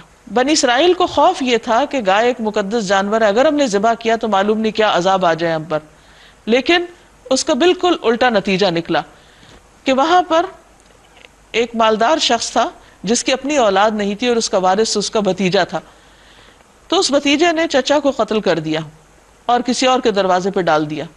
اب پورے شہر میں ایک طوفان مچ گیا کہ یہ کس نے یہ کام کیا ہے۔ اب قاتل کا پتہ لگانے کے لیے انہوں نے ہر طرح کی کوششیں کی لیکن پتہ نہ چلا۔ تو اتنے میں اللہ تعالیٰ نے موسیٰ علیہ السلام پر وحی کی کہ ان کو بتاؤ کہ یہ گائے جو انہوں نے ذبح کی ہے اس کا ایک ٹکڑا مقتول کے جسم پر مارے۔ ہوا یہ کہ جب وہ گوشت مارا گیا اس کے جسم پر تو مقتول اٹھ کر بیٹھ گیا اور اس نے اپنے قاتل کا نام بتا دیا۔ تو بجائے اس کے کہ وہ گائے کا ذبح کرنا ان کے لیے مصیبت کا باعث بنتا، ان کے لیے رحمت کا باعث بن گیا۔ فرمایا اور تمہیں یاد ہے وہ واقعہ جب تم نے ایک شخص کی جان لی تھی، پھر اس کے بارے میں جھگڑنے لگے اور ایک دوسرے پہ قتل کا الزام تھوپنے لگے، اور اللہ نے فیصلہ کر لیا تھا کہ جو کچھ تم چھپاتے ہو اللہ اسے کھول کر رکھ دے گا۔ اس وقت ہم نے حکم دیا کہ مقتول کی لاش کو اس کے ایک حصے سے ضرب لگاؤ۔ دیکھو اس طرح اللہ مردوں کو زندگی بخشتا ہے اور تمہیں اپنی نشانیاں دکھاتا ہے تاکہ تم سمجھو، یعنی جس طرح تمہارے سامنے دنیا میں مرا ہوا شخص زندہ ہو گیا اللہ کے حکم سے، مرنے کے بعد بھی قیامت کے دن لوگ اللہ کے حکم سے دوبارہ زندہ ہو جائیں گے، اور اس میں کچھ مشکل نہیں، کیونکہ بنی اسرائیل کا عقیدہ آخرت بھی بہت کمزور ہو گیا تھا۔ وہ اس بارے میں بھی شک کرنے لگے تھے کہ ہمارا کوئی آخرت کے دن حساب کتاب بھی ہوگا، تو اللہ تعالیٰ نے ایک معجزے کے ذریعے ان کو یہ بات سمجھائی۔ اور وہ تمہیں اپنی نشانیاں دکھاتا ہے تاکہ تم سمجھ جاؤ، مگر ایسی نشانیاں دیکھنے کے بعد بھی بالآخر تمہارے دل سخت ہو گئے۔ ثم قست قلوبکم، پھر تمہارے دل سخت ہو گئے، من بعد ذالک، اس واقعے کے بعد، سب کچھ دیکھنے کے باوجود تم نہ سمجھے تو تمہارا دل اور پتھر ہو گیا۔ فَهِيَ كَالْحِجَارَةِ، پھر وہ پتھروں کی طرح، او اشد قسوہ، یا پتھروں سے بھی زیادہ سخت۔ وَإِنَّ مِنَ الْحِجَارَةِ لَمَا يَتَفَجَّرُ مِنْهُ الْأَنْهَارُ، کیونکہ بعض پتھر ایسے ہوتے ہیں کہ ان سے جب وہ پھٹتے ہیں تو نہریں نکل پڑتی ہیں، چشمے بہہ جاتے ہیں۔ وَإِنَّ مِنْهَا لَمَا يَشَّقَّقُ فَيَخْرُجُ مِنْهُ الْمَاءُ، اور ان میں سے بعض ایسے ہوتے ہیں کہ جب وہ شق ہوتے ہیں تو اس میں سے پانی نکل آتا ہے۔ وَإِنَّ مِنْهَا لَمَا يَهْبِطُ مِنْ خَشْيَةِ اللَّهِ، اور اس میں سے بعض پتھر ایسے ہوتے ہیں کہ وہ اللہ کے خوف سے گر پڑتے ہیں، لینڈ سلائیڈنگ وغیرہ ہو جاتی ہے۔ وَمَا اللَّهُ بِغَافِلٍ عَمَّا تَعْمَلُونَ، اور اللہ اس سے غافل نہیں جو تم عمل کرتے ہو۔ اس سے ایک اور بات بھی پتہ چلتی ہے، اور وہ یہ کہ اللہ تعالیٰ نے پتھروں کے اندر بھی ایک سینس رکھی ہے، اور پتھر اللہ کا حکم مانتے ہیں، اللہ کے حکم سے پھٹ پڑتے ہیں، گر پڑتے ہیں، اللہ کی خشیت ہے ان کے اندر. لیکن جس انسان کا دل سخت ہو جاتا ہے اور پتھر سے بھی سخت ہو جاتا ہے تو جتنی بھی وہ نشانیاں دیکھ لے اس کا دل نرم نہیں پڑتا. ہاں اگر کوئی شخص اپنے ضمیر کے اندر سے اٹھنے والی آواز کو سن لے اور اس پر لبیک کہہ دے، اپنی انا کو ختم کر دے اور اللہ کی بات پر جھک جائے تو اللہ تعالیٰ اس کے لیے ہدایت کے دروازے کھول دیتا ہے، آسانی پیدا کر دیتا ہے. اور اللہ اس سے غافل نہیں، جو بھی تم کر رہے ہو سب تمہاری کوششیں، تمہارے کام اس کی نظر میں ہیں. افتطمعون ان یؤمنوا لکم، اے مسلمانوں کیا اب بھی تم ان سے یہ توقع رکھتے ہو کہ وہ تم پر ایمان لے آئیں گے، تمہاری بات مان لیں گے؟ حالانکہ ان میں سے ایک گروہ اللہ کا کلام سنتا ہے پھر وہ اس میں تحریف کر ڈالتا ہے.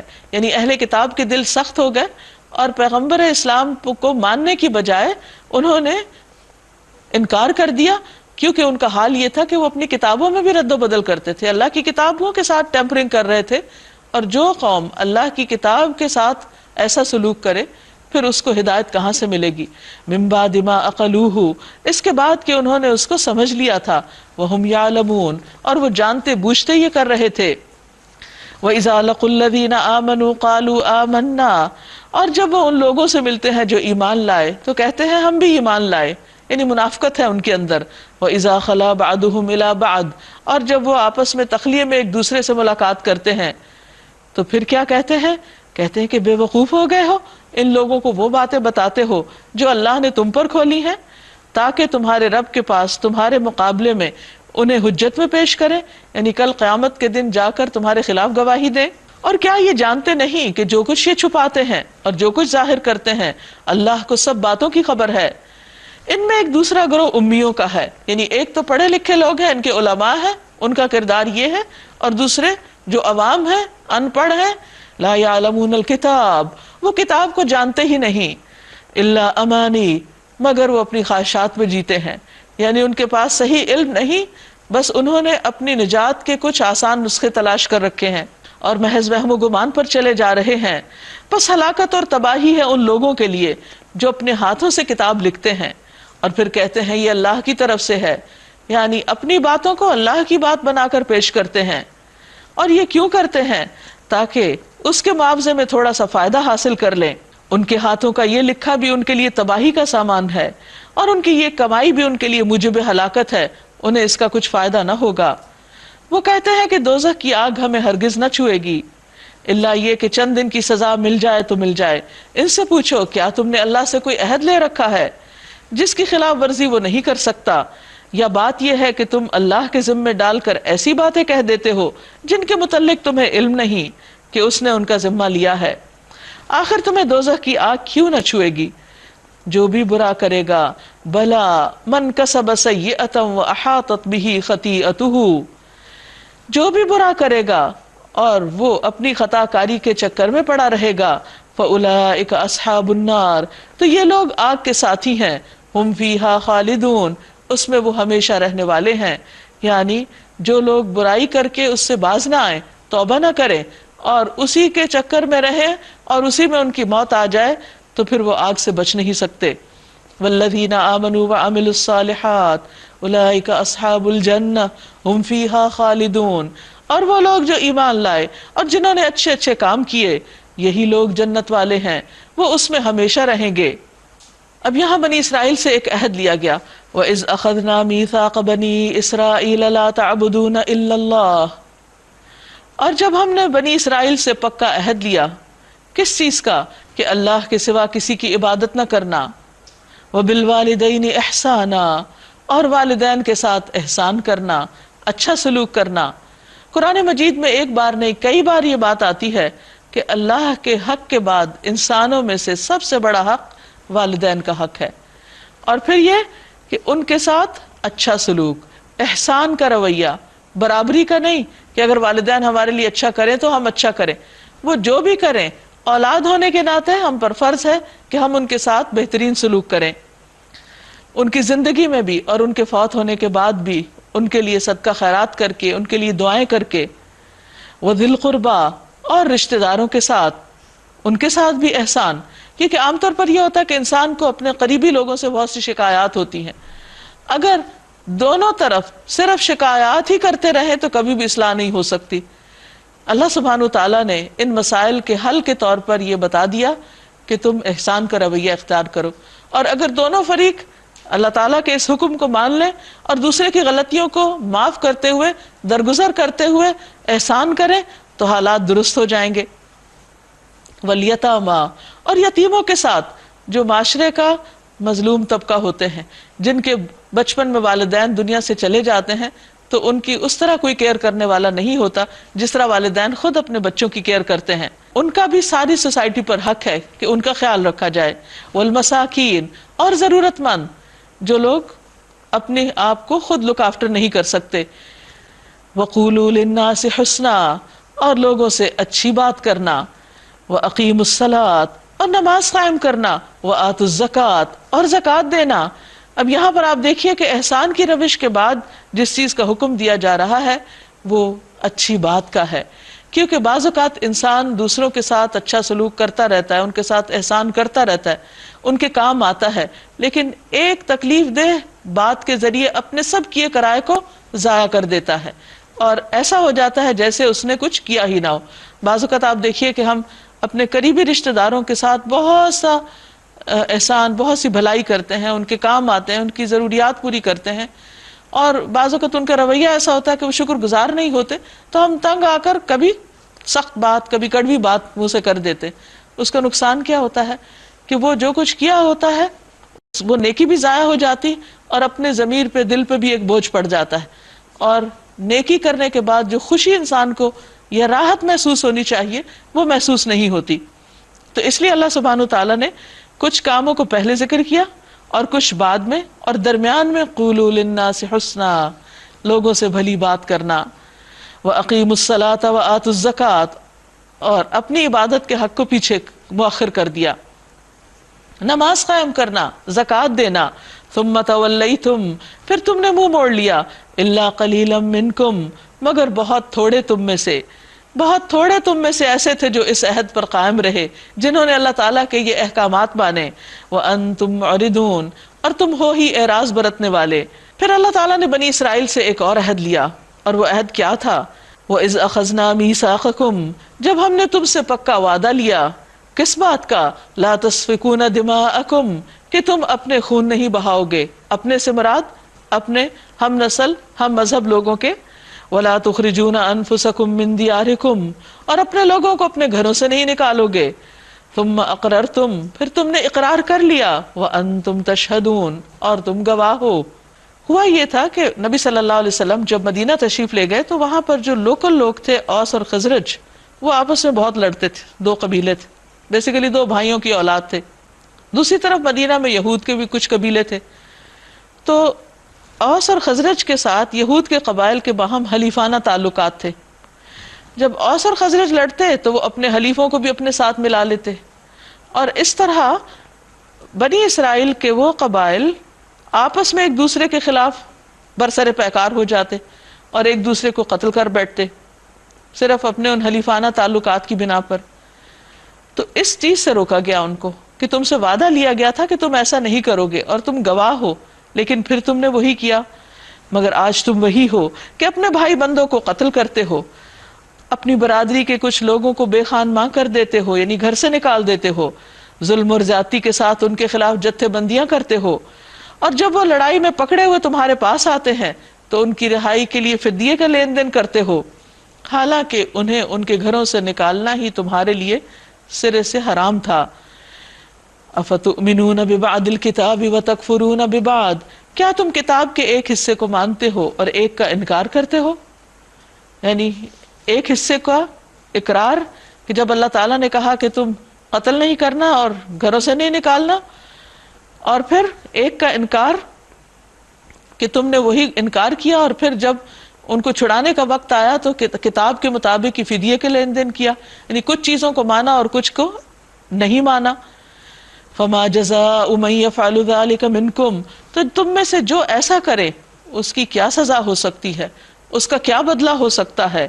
الا خزی فی الحیات الدنیا، مگر دنیا کی زندگی میں بھی رسوائی، دنیا میں بھی ذلت، وَيَوْمَ الْقِيَامَةِ يُرَدُّونَ إِلَىٰ أَشَدِّ الْعَذَابِ، اور قیامت کے دن تم سخت عذاب کی طرف پھیرے جاؤ گے.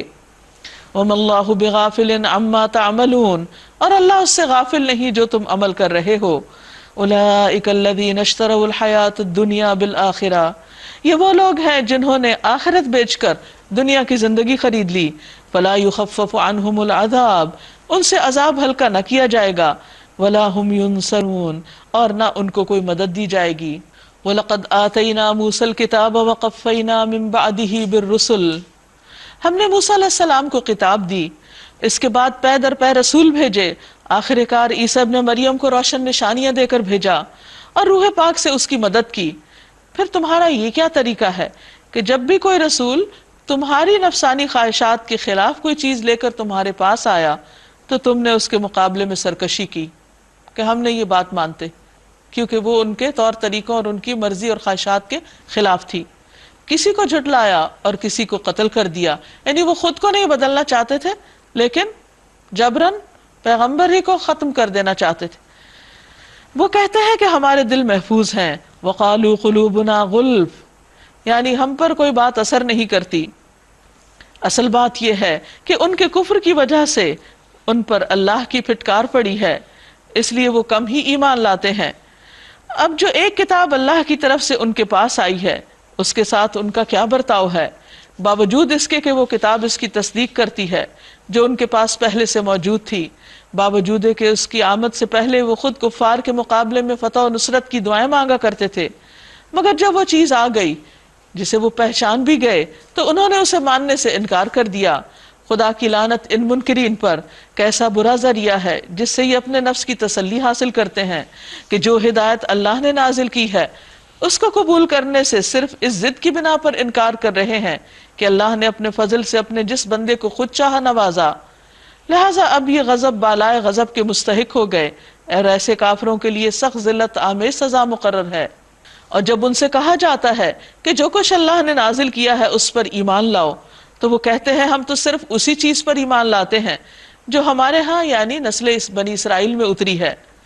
اس دائرے کے باہر جو کچھ آیا ہے اسے وہ ماننے سے انکار کرتے ہیں، حالانکہ وہ حق ہے اور اس تعلیم کی تصدیق اور تائید کر رہا ہے جو ان کے ہاں پہلے سے موجود تھی. اچھا ان سے کہو اگر تم اس تعلیم پر ایمان رکھنے والے ہو جو تمہارے ہاں آئی تھی تو اس سے پہلے اللہ کے ان پیغمبروں کو جو خود بنی اسرائیل میں ہی پیدا ہوئے تھے کیوں قتل کرتے رہے؟ تمہارے پاس موسیٰ کیسی کیسی روشن نشانیوں کے ساتھ آئے، پھر بھی تم ایسے ظالم تھے کہ اس کی پیٹھ موڑتے ہی بچڑے کو معبود بنا بیٹھے، یعنی جب وہ کوہ طور پر گئے. پھر ذرا اس میثاق کو یاد کرو، اس وعدے کو یاد کرو جو طور کو تمہارے اوپر اٹھا کر ہم نے تم سے لیا تھا. ہم نے تاکید کی تھی کہ جو ہدایات ہم دے رہے ہیں ان کی سختی کے ساتھ پابندی کرو اور کان لگا کر سنو. تمہارے اسلاف نے کہا کہ ہم نے سن لیا مگر مانیں گے نہیں، اور ان کی باطل پرستی کا حال یہ تھا کہ دلوں میں ان کے بچڑا ہی بسا ہوا تھا.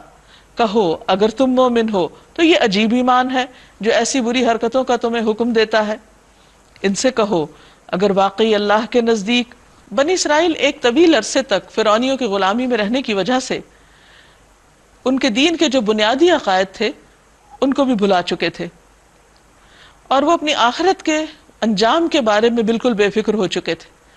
ان کا خیال یہ تھا کہ ہم جو کچھ بھی کریں چونکہ ہم نسل بنی اسرائیل سے ہیں اس لیے ہمارا انجام اچھا ہی ہوگا.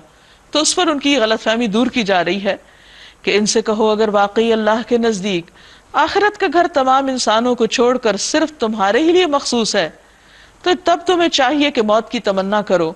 اگر تم اپنے اس خیال میں سچے ہو یقین جانو کہ یہ کبھی اس کی تمنا نہ کریں گے، اس لیے کہ اپنے ہاتھوں جو کچھ انہوں نے کما کر وہاں بھیجا ہے اس کا تقاضا یہ ہے کہ وہاں جانے کی تمنا نہ ہی کریں. اور اللہ ظالموں کے حال سے خوب واقف ہے. تم انہیں سب سے بڑھ کر جینے کا حریص پاؤ گے، حتیٰ کہ یہ اس معاملے میں مشرکوں سے بھی بڑے ہوئے ہیں. ان میں سے ایک ایک شخص یہ چاہتا ہے کہ کسی طرح 1000 برس جیے، حالانکہ لمبی عمر بہرحال اسے عذاب سے تو دور نہیں پھینک سکتی. جیسے کچھ اعمال یہ کر رہے ہیں اللہ تو انہیں دیکھ ہی رہا ہے. ان سے کہو جو کوئی جبریل سے عداوت رکھتا ہو اسے معلوم ہونا چاہیے کہ جبریل نے اللہ ہی کے اذن سے یہ قرآن تمہارے قلب پر نازل کیا ہے. ان کی ایک خرابی اور یہ تھی کہ جب انہیں یہ پتہ چلا کہ نبی صلی اللہ علیہ وسلم پر جبریل وحی لے کر آتے ہیں، تو انہوں نے اعتراض کر دیا اور کہا کہ جبریل ہم پر سزائیں لے کر آئے ہیں، تو اگر وہ کچھ لاتے ہیں تو ہم اس کو نہیں مانیں گے۔ ان سے کہو جو کوئی جبریل سے عداوت رکھتا ہو، دشمنی رکھتا ہو، اسے معلوم ہونا چاہیے کہ جبریل نے اللہ ہی کے اذن سے یہ قرآن تمہارے قلب پر نازل کیا ہے، جو پہلے آئی ہوئی کتابوں کی تصدیق اور تائید کرتا ہے، اور ایمان لانے والوں کے لیے ہدایت اور کامیابی کی بشارت بن کر آیا ہے۔ اگر جبریل سے ان کی عداوت کا سبب یہی ہے تو کہہ دو کہ جو اللہ اور اس کے فرشتوں اور اس کے رسولوں اور جبرائیل اور میکائیل کے دشمن ہیں، اللہ ان کافروں کا دشمن ہے۔ وَلَقَدْ أَنزَلْنَا إِلَيْكَ آيَاتٍ بَيِّنَاتٍ، اور ہم نے تمہاری طرف آیات بینات اتاری ہیں۔ وَمَا يَكْفُرُ بِهَا إِلَّا الْفَاسِقُونَ، اور ان کا انکار نہیں کرتے مگر وہ جو فاسق ہیں۔ أَوَكُلَّمَا عَاهَدُوا عَهْدًا نَبَذَهُ فَرِيقٌ مِّنْهُمْ بَلْ أَكْثَرُهُمْ لَا يُؤْمِنُونَ، کیا ہمیشہ ایسا ہی نہیں ہوتا رہا کہ جب انہوں نے کوئی عہد کیا تو ان میں سے ایک نہ ایک گروہ نے ضرور اسے بالائے طاق رکھ دیا، بلکہ ان میں سے اکثر ایسے ہی ہیں جو سچے دل سے ایمان نہیں لاتے۔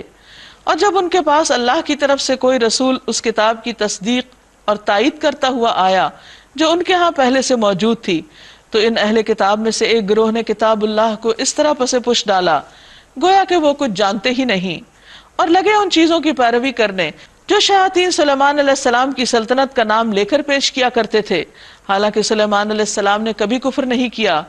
کفر کے مرتکب تو وہ شیاطین تھے جو لوگوں کو جادوگری کی تعلیم دیتے تھے۔ وہ پیچھے پڑے اس چیز کے جو بابل میں دو فرشتوں ہاروت اور ماروت پر نازل کی گئی تھی، حالانکہ وہ فرشتے جب بھی کسی کو تعلیم دیتے تو پہلے صاف طور پر متنبہ کرتے کہ ہم محض ایک آزمائش ہیں، تم کفر میں مبتلا نہ ہو۔ پھر بھی یہ لوگ ان سے وہ چیز سیکھتے جس سے شوہر اور بیوی میں جدائی ڈال دیں۔ ظاہر تھا کہ اذن الہی کے بغیر وہ اس ذریعے سے کسی کو بھی ضرر نہ پہنچا سکتے تھے، مگر اس کے باوجود وہ ایسی چیزیں سیکھتے جو خود ان کے لیے نفع بخش نہ تھی بلکہ نقصان دہ تھی، اور انہیں خوب معلوم تھا کہ جو اس چیز کا خریدار بنے گا اس کے لیے آخرت میں کوئی حصہ نہیں۔ کتنی بری متاع تھی جس کے بدلے انہوں نے اپنی جانوں کو بیچ ڈالا، کاش انہیں معلوم ہوتا۔ وَلَوْ أَنَّهُمْ آمَنُوا وَاتَّقَوْا لَمَثُوبَةٌ مِّنْ عِندِ اللَّهِ خَيْرٌ لَوْ كَانُوا يَعْلَمُونَ، اگر وہ ایمان اور تقوی اختیار کرتے تو اللہ کے ہاں اس کا جو بدلہ ملتا وہ ان کے لیے زیادہ بہتر تھا، کاش انہیں خبر ہوتی۔ یا ایھا الذین آمنوا، اے لوگو جو ایمان لائے ہو، لا تقولوا راعنا وقولوا انظرنا واسمعوا، راعنا نہ کہا کرو بلکہ انظرنا کہو اور توجہ سے بات کو سنو۔ یہ کافر تو عذاب علیم کے مستحق ہیں۔ نبی صلی اللہ علیہ وسلم کی مجالس میں کچھ ایسے لوگ آتے جن کو آپ کی بات سے کوئی دلچسپی نہ ہوتی اور وہ دھیان سے بات بھی نہیں سنتے تھے، لیکن جب آپ آگے چلتے تو وہ کہتے کہ ہمیں یہ بات سمجھ نہیں آئی، آپ ہماری رعایت کیجئے۔ اس کے لیے وہ لفظ رائنا استعمال کرتے، اور رائنا کو رائنا تھوڑا سا زبان کو دبا کر بولتے تو اس سے مطلب یہ بنتا ہے کہ ہمارا گڈریا، گویا نبی صلی اللہ علیہ وسلم کی مجلسوں میں آ کر آپ کو مذاق اڑاتے۔ تو اللہ سبحانہ وتعالیٰ تو چونکہ دلوں کے حال جانتا ہے، ان کی شرارتوں کا علم تھا اس کو، تو اللہ تعالیٰ نے صحابہ کرام کو جو نبی صلی اللہ علیہ وسلم کے لیے یہ لفظ صحیح معنوں میں بولتے تھے ان کو منع کر دیا کہ تم یہ لفظ کا استعمال چھوڑ دو، اور جو ایسی حرکتیں کرتے ہیں ان کے ہاں ان کے لیے اللہ کی پکڑ ہے۔ یہ لوگ جنہوں نے دعوت حق کو قبول کرنے سے انکار کر دیا ہے، خواہ اہل کتاب میں سے ہوں یا مشرک ہوں، ہرگز یہ پسند نہیں کرتے کہ تمہارے رب کی طرف سے تم پر کوئی بھلائی نازل ہو، مگر اللہ جس کو چاہتا ہے اپنی رحمت کے لیے چن لیتا ہے، اور وہ بڑا فضل فرمانے والا ہے۔ مَا نَنسَخْ مِنْ آیَةٍ أَوْ نُنْسِهَا، ہم اپنی جس آیت کو منسوخ کر دیتے ہیں یا بھلا دیتے ہیں اس کی جگہ اس سے بہتر لاتے ہیں، یا کم از کم ویسی ہی۔ یہاں ایک خاص شبے کا جواب دیا جا رہا ہے جو یہود مسلمانوں کے دلوں میں ڈالتے تھے۔ ان کا اعتراض تھا کہ اگر پچھلی کتابیں بھی اللہ کی طرف سے آئی ہیں اور قرآن بھی اللہ کی طرف سے ہے تو ان کے بعض احکام جیسے تھے ویسے کیوں نہیں آئے، ان کو بدل کیوں دیا گیا، ان کو کیوں منسوخ کر دیا گیا؟ تو اس پر بتایا جا رہا ہے کہ یہ اللہ تعالیٰ کا فیصلہ ہے، وہ جو چاہے منسوخ کرے، جو چاہے بھیجے اور جو چاہے رکھے اور جو چاہے ہٹا دے یا بھلوا دے۔ اور اللہ تعالیٰ فرماتے ہیں کہ جب ہم ایسا کرتے بھی ہیں ضرورت کے وقت تو ہم اس سے بہتر لے آتے ہیں یا اسی کی مانند کوئی اور چیز لے آتے ہیں۔ الم تعلم ان اللہ علی کل شیء قدیر، ان کو اللہ کی باتوں پر اعتراض بھی کیوں؟ کیا یہ جانتے نہیں کہ اللہ تعالیٰ ہر چیز پر قدرت رکھتا ہے اور وہ جو چاہے کرے؟ کیا تم جانتے نہیں کہ بے شک اللہ ہی کے لیے ہے آسمان و زمین کی بادشاہت، اور اس کے سوا تمہاری کوئی خبر گیری کرنے والا اور مدد کرنے والا نہیں ہے۔ ام تریدون ان تسألوا رسولکم کما سئل موسیٰ من قبل، پھر کیا تم اپنے رسول سے اس قسم کے سوالات اور مطالبے کرنا چاہتے ہو جیسے اس سے پہلے موسیٰ علیہ السلام سے کیے جا چکے ہیں؟ حالانکہ جس شخص نے ایمان کی روش کو کفر کی روش سے بدل لیا وہ راہ راست سے بھٹک گیا۔ اہل کتاب میں سے اکثر لوگ یہ چاہتے ہیں کہ کسی طرح تمہیں ایمان سے پھیر کر پھر کفر کی طرف پلٹا لے جائیں، اگرچہ حق ان پر ظاہر ہو چکا ہے، مگر اپنے نفس کے حسد کی بنا پر تمہارے لیے ان کی خواہش یہ ہے۔ اس کے جواب میں تم عفو درگزر سے کام لو یہاں تک کہ اللہ خود ہی اپنا فیصلہ نافذ کر دے۔ ان اللہ علی کل شیء قدیر، بے شک اللہ ہر چیز پر قدرت رکھتا ہے۔ اور نماز قائم کرو اور زکوٰۃ ادا کرو، اور اپنی جانوں کے لیے جو کچھ بھی تم آگے بھیجو گے اللہ کے ہاں پاؤ گے، بے شک اللہ ساتھ اس کے جو بھی تم عمل کرتے ہو دیکھ رہا ہے۔ وقالوا لن يدخل الجنة الا من كان هودا او نصارى، ان کا کہنا ہے کہ کوئی شخص جنت میں نہ جائے گا جب تک کہ یہودی نہ ہو یا عیسائیوں کے خیال کے مطابق عیسائی نہ ہو۔ تلک امانیہم، یہ ان کی خواہشات ہیں، یہ ان کی تمنائیں ہیں۔ ان سے کہو اپنی دلیل پیش کرو اگر تم اپنے دعوے میں سچے ہو، دراصل نہ تمہاری کچھ خصوصیت ہے اور نہ کسی اور کی، حق یہ ہے کہ جو بھی اپنی ہستی کو اللہ کی اطاعت میں سونپ دے اور عملاً نیک روش پر چلے اس کے لیے اس کے رب کے پاس اس کا اجر ہے، اور ایسے لوگوں کے لیے کسی خوف یا رنج کا کوئی موقع نہ ہوگا۔ یعنی دین فرقہ واریت نہیں سکھاتا، اور دین کسی خاص گروہ بندی کا نام نہیں ہے کہ جو کسی خاص فرقے میں ہے وہ ہدایت یافتہ ہے۔ ہدایت یافتہ ہونے کا کرائیٹیریا کیا ہے؟ بلا من اسلم وجہہ للہ، اپنے آپ کو اللہ کے سپرد کر دینا، وہو محسن، احسان کی روش اختیار کرنا۔ تو ایسے لوگوں کے لیے اجر بھی ہے اور کوئی خوف اور غم نہ ہوگا۔ وقالت الیہود لیست النصارى علی شیء، یہودی کہتے ہیں کہ عیسائیوں کے پاس کچھ نہیں۔ وقالت النصارى لیست الیہود علی شیء، اور عیسائی کہتے ہیں کہ یہودیوں کے پاس کچھ نہیں۔ وہم یتلون الکتاب، حالانکہ وہ دونوں ہی کتاب پڑھتے ہیں۔ کذالک قال الذین لا یعلمون مثل قولہم، اسی طرح کہا ان لوگوں نے جو علم نہیں رکھتے انہی کی جیسی بات۔ فاللہ یحکم بینہم یوم القیامہ، اللہ ان کے درمیان قیامت کے دن فیصلہ کرے گا، فیما کانوا فیہ یختلفون، اس میں جو وہ اختلاف کرتے تھے۔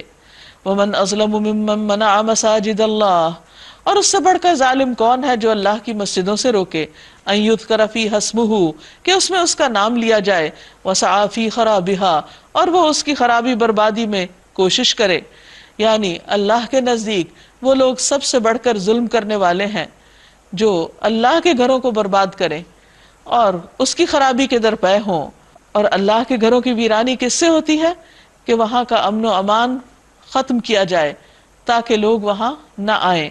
اولئک ما کان لہم ان یدخلوہا الا خائفین، یہ وہ لوگ ہیں کہ ان کے لیے جائز نہ تھا مگر یہ کہ اس میں اللہ سے ڈرتے ہوئے داخل ہوں۔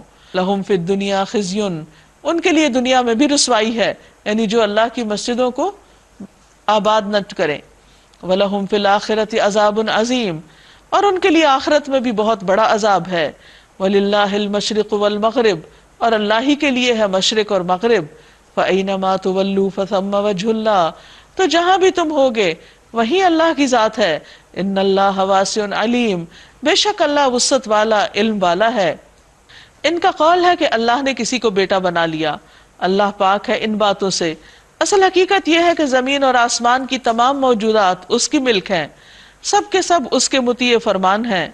وہ آسمانوں اور زمین کا مجد ہے، اور جس بات کا وہ فیصلہ کرتا ہے اس کے لیے بس یہ حکم دیتا ہے کہ ہو جا، اور وہ ہو جاتی ہے۔ وقال الذین لا يعلمون لولا يكلمنا اللہ، نادان کہتے ہیں کہ اللہ ہم سے خود بات کیوں نہیں کرتا، یا کوئی نشانی ہمارے پاس کیوں نہیں آتی۔ ایسی ہی باتیں ان سے پہلے لوگ بھی کیا کرتے تھے، ان سب اگلے پچھلے گمراہوں کی ذہنیتیں ایک ہی جیسی ہیں۔ یقین لانے والوں کے لیے تو ہم نشانیاں صاف صاف نمایاں کر چکے ہیں، اس سے بڑھ کر نشانی اور کیا ہوگی کہ ہم نے تم کو علم حق کے ساتھ خوشخبری دینے والا اور ڈرانے والا بنا کر بھیجا۔ اب جو لوگ جہنم سے رشتہ جوڑ چکے ہیں ان کی طرف سے تم ذمہ دار اور جواب دہ نہیں ہو۔ یہودی اور عیسائی تم سے راضی نہ ہوں گے جب تک تم ان کے طریقے پر نہ چلنے لگو۔ صاف کہہ دو، قل ان ھدی اللہ ھو الھدی، بے شک اللہ کی ہدایت ہی دراصل ہدایت ہے۔ اصل ہدایت وہی ہے جو اللہ کی طرف سے آئی ہے، ورنہ اگر اس علم کے بعد جو تمہارے پاس آ چکا ہے تم نے ان کی خواہشات کی پیروی کی تو اللہ کی پکڑ سے بچانے والا کوئی دوست اور مددگار تمہارے لیے نہ ہوگا۔ یعنی جس کے پاس کتاب کا علم آ جائے پھر وہ اس کو چھوڑ کر اپنی خواہشات کے پیچھے چلے تو وہ اپنی جان پہ ظلم کرنے والا ہے۔ الذین آتیناہم الکتاب یتلونہ حق تلاوتہ اولئک یؤمنون بہ، وہ لوگ جن کو ہم نے کتاب دی وہ اس کو اس طرح پڑھتے ہیں جیسے اس کو پڑھنے کا حق ہے، یعنی صحیح ادائیگی کے ساتھ اور باقاعدہ سمجھ کر غور و فکر کر کے۔ یہی لوگ دراصل اس پر ایمان لاتے ہیں، اور جو اس کا انکار کرے گا وہی دراصل خسارہ پانے والے ہیں۔ یعنی انسانوں کی کامیابی کا انحصار کس پر ہے کہ وہ اللہ کی کتاب کے ساتھ درست تعلق قائم کریں۔ یا بنی اسرائیل اذکروا نعمتی التی انعمت علیکم، اے بنی اسرائیل یاد کرو میری وہ نعمت جو میں نے تم کو عطا کی تھی، اور یہ کہ میں نے تمہیں دنیا کی تمام قوموں پر فضیلت دی۔ اور ڈرو اس دن سے جب کوئی ذرا بھی کسی کے کام نہ آئے گا، نہ کسی سے فدیہ قبول کیا جائے گا، نہ کوئی سفارشی آدمی کو فائدہ دے گی، اور نہ مجرموں کو کہیں سے کوئی مدد پہنچ سکے گی۔ یعنی ہر شخص اپنے کیے کا خود ذمہ دار ہوگا۔ وَإِذِ ابْتَلَىٰ إِبْرَاهِيمَ رَبُّهُ بِكَلِمَاتٍ فَأَتَمَّهُنَّ، یاد کرو جب ابراہیم علیہ السلام کو اس کے رب نے چند باتوں میں آزمایا تھا۔ قرآن مجید کے مختلف حصوں میں ان آزمائشوں کا ذکر بھی ہوا ہے کہ جس کے بعد انہوں نے اپنے آپ کو اس بات کا اہل ثابت کیا کہ واقعی وہ امام بننے کے قابل ہیں۔ قال انی جاعلک للناس اماما، جب انہوں نے سارے ٹیسٹ پاس کر لیے تو اللہ تعالیٰ نے فرمایا کہ میں تمہیں لوگوں کا امام بنانے والا ہوں۔ قال ومن ذریتی، ابراہیم علیہ السلام نے عرض کیا اور میری اولاد میں سے۔ قال لا ینال عہد الظالمین، تو اللہ تعالیٰ نے فرمایا کہ میرا وعدہ ظالموں کے لیے نہیں۔ اور یہ کہ ہم نے اس گھر کعبہ کو لوگوں کے لیے مرکز اور امن کی جگہ قرار دیا، اور لوگوں کو حکم دیا تھا کہ ابراہیم جہاں عبادت کے لیے کھڑے ہوتے ہیں اس مقام کو مستقل جائے نماز بنا لو، اور ابراہیم اور اسماعیل علیہ السلام کو تاکید کی کہ میرے اس گھر کو طواف اور اعتکاف اور رکوع اور سجدہ کرنے والوں کے لیے پاک رکھو۔ اور یہ کہ ابراہیم علیہ السلام نے دعا کی، اے میرے رب اس شہر کو امن کا شہر بنا دے، اور اس کے باشندوں میں سے جو اللہ اور آخرت کو مانے انہیں ہر قسم کے پھلوں کا رزق دے۔ جواب میں اس کے رب نے فرمایا، اور جو نہ مانے گا دنیا کی چند روزہ زندگی کا سامان تو میں اسے بھی دوں گا، مگر آخر کار اسے عذاب جہنم کی طرف گھسیٹوں گا، اور وہ بدترین ٹھکانہ ہے۔ وَإِذْ يَرْفَعُ إِبْرَاهِيمُ الْقَوَاعِدَ مِنَ الْبَيْتِ وَإِسْمَاعِيلُ، اور یاد کرو ابراہیم اور اسماعیل علیہ السلام جب اس گھر کی دیواریں اٹھا رہے تھے، یعنی خانہ کعبہ کی تعمیر کر رہے تھے، تو دعا کرتے جا رہے تھے، ربنا تقبل منا، اے ہمارے رب تو ہم سے قبول کر لے۔ یعنی اتنا بڑا کام اور اتنی محبت اور محنت سے کرنے کے بعد ان کو فکر کس بات کی ہے کہ اللہ تعالیٰ اسے قبول فرما لے۔ انک انت السمیع العلیم، بے شک تو سننے والا جاننے والا ہے۔ ربنا وجعلنا مسلمین لک، اور اے ہمارے رب تو ہمیں اپنا فرما بردار بنا لے۔ ومن ذریتنا امۃ مسلمۃ لک، اور ہماری اولاد میں سے بھی مسلمان امت، فرما بردار امت۔ وارنا مناسکنا وتب علینا، اور ہمیں ہمارے حج کے طور طریقے سکھا دے اور تو ہم پر مہربان ہو جا۔ انک انت التواب الرحیم، بے شک تو توبہ قبول کرنے والا مہربان ہے۔ ربنا وابعث فیہم رسولا منہم، اور انہوں نے یہ دعا بھی مانگی کہ اے ہمارے رب ان میں سے ایک رسول بھیج، یعنی میری اس اولاد میں سے ایک رسول مبعوث کر۔ کیا کرے وہ رسول؟ یتلو علیہم آیاتک، ان پر تیری آیات پڑھے، ویعلمہم الکتاب والحکمہ، ان کو کتاب اور حکمت کی تعلیم دے، ویزکیہم، اور ان کا تزکیہ کرے۔ انک انت العزیز الحکیم، بے شک تو زبردست حکمت والا ہے۔ یہ تھا ابراہیم علیہ السلام کا طریقہ، اور یہ تھی ان کی دعائیں، اور یہ تھی ان کی خواہشات اور تمنائیں اپنے بارے میں اور اپنی اولاد کے بارے میں۔ لیکن آج ان کی نسل کا حال کیا ہو چکا؟ وَمَن يَرْغَبُ عَن مِّلَّةِ إِبْرَاهِيمَ إِلَّا مَن سَفِهَ نَفْسَهُ، اب کون ہے جو ابراہیم علیہ السلام کے طریقے سے روگردانی کرے مگر وہی جس نے اپنے آپ کو بے وقوف بنایا ہو۔ وَلَقَدْ اسْتَفَيْنَاهُ فِي الدُّنْيَا، ہم نے اس کو دنیا میں بھی چن لیا، جیسے پیچھے گزرا کہ اس کو امام بنایا. وَإِنَّهُ فِي الْآخِرَةِ لَمِنَ الصَّالِحِينَ، اور بے شک وہ آخرت میں بھی صالحین میں سے ہوگا. اذ قال له ربه اسلم، جب اس کو اس کے رب نے کہا کہ جھک جا. قال اسلمت لرب العالمین، کہا کہ میں رب العالمین کے سامنے جھک گیا، فرما بردار ہو گیا. وَوَصَّى بِهَا إِبْرَاهِيمُ بَنِيهِ وَيَعْقُوبُ، اور اسی بات کی وصیت ابراہیم علیہ السلام نے اپنے بیٹوں کو کی، اور یعقوب علیہ السلام نے بھی اپنی اولاد کو یہی نصیحت کی. کیا کہا؟ یا بنی ان اللہ اصطفیٰ لکم الدین، اے میرے بچوں، اللہ نے تمہارے لیے دین کو منتخب کر لیا. فلا تموتن الا وانتم مسلمون، اور تمہیں موت نہ آئے مگر اس حال میں کہ تم مسلمان ہو. ام کنتم شہداء، یا تم اس وقت حاضر تھے، اذ حضر یعقوب الموت، جب یعقوب علیہ السلام کو موت آئی، ان کی وفات کا وقت قریب آیا. اذ قال لبنیہ، جب انہوں نے اپنے بچوں سے کہا، ما تعبدون من بعدی، تم میرے بعد کس کی عبادت کرو گے؟ قالوا نعبد الہک و الہ آبائک، انہوں نے سب نے کہا کہ ہم تیرے الہ اور تیرے آباء و اجداد ابراہیم و اسماعیل و اسحاق، ابراہیم، اسماعیل اور اسحاق کے الہ کی، الہ واحدہ، جو ایک ہی الہ ہے، اس کی عبادت کریں گے. ونحن لہ مسلمون، اور ہم اسی کے فرما بردار ہیں. تلک امۃ قد خلت، یہ ایک جماعت ہے جو گزر چکی، لہا ما کسبت، ان کے لیے ہے جو انہوں نے کمائی کی، وَلَكُمْ مَا كَسَبْتُمْ، اور تمہارے لیے جو تم نے کمائی کی، وَلَا تُسْأَلُونَ عَمَّا كَانُوا يَعْمَلُونَ، اور تم سے پوچھا نہ جائے گا اس بارے میں جو وہ کرتے رہے. وَقَالُوا كُونُوا هُودًا أَوْ نَصَارَىٰ تَهْتَدُوا، اور ان کا کہنا یہ ہے کہ یہودی بن جاؤ یا عیسائی بن جاؤ، یعنی کسی فرقے کو جوائن کر لو تو ہدایت پاؤ گے. قُلْ بَلْ مِلَّةَ إِبْرَاهِيمَ حَنِيفًا، آپ کہہ دیجئے بلکہ ابراہیم علیہ السلام کا طریقہ جو یکسو تھے. وَمَا كَانَ مِنَ الْمُشْرِكِينَ، اور وہ مشرکین میں سے نہ تھے. قولوا، تم سب مل کر کہو، آمنا باللہ وما انزل الینا، ہم سب اللہ پر ایمان لائے اور جو ہماری طرف نازل کیا گیا. وما انزل الی ابراہیم و اسماعیل و اسحاق و یعقوب، اور جو ابراہیم، اسماعیل، اسحاق اور یعقوب علیہ السلام پر نازل کیا گیا. والاسباط، اور اولاد یعقوب پر. وما اوتی موسیٰ و عیسیٰ، اور جو موسیٰ اور عیسیٰ علیہ السلام دیے گئے. وما اوتی النبیون من ربہم، اور جو سارے نبی اپنے رب کی طرف سے دیے گئے. لا نفرق بین احد منہم، ہم ان میں سے کسی کے درمیان فرق نہیں کرتے. ونحن لہ مسلمون، اور ہم اسی کے فرما بردار ہیں، اسی کے تابعدار ہیں.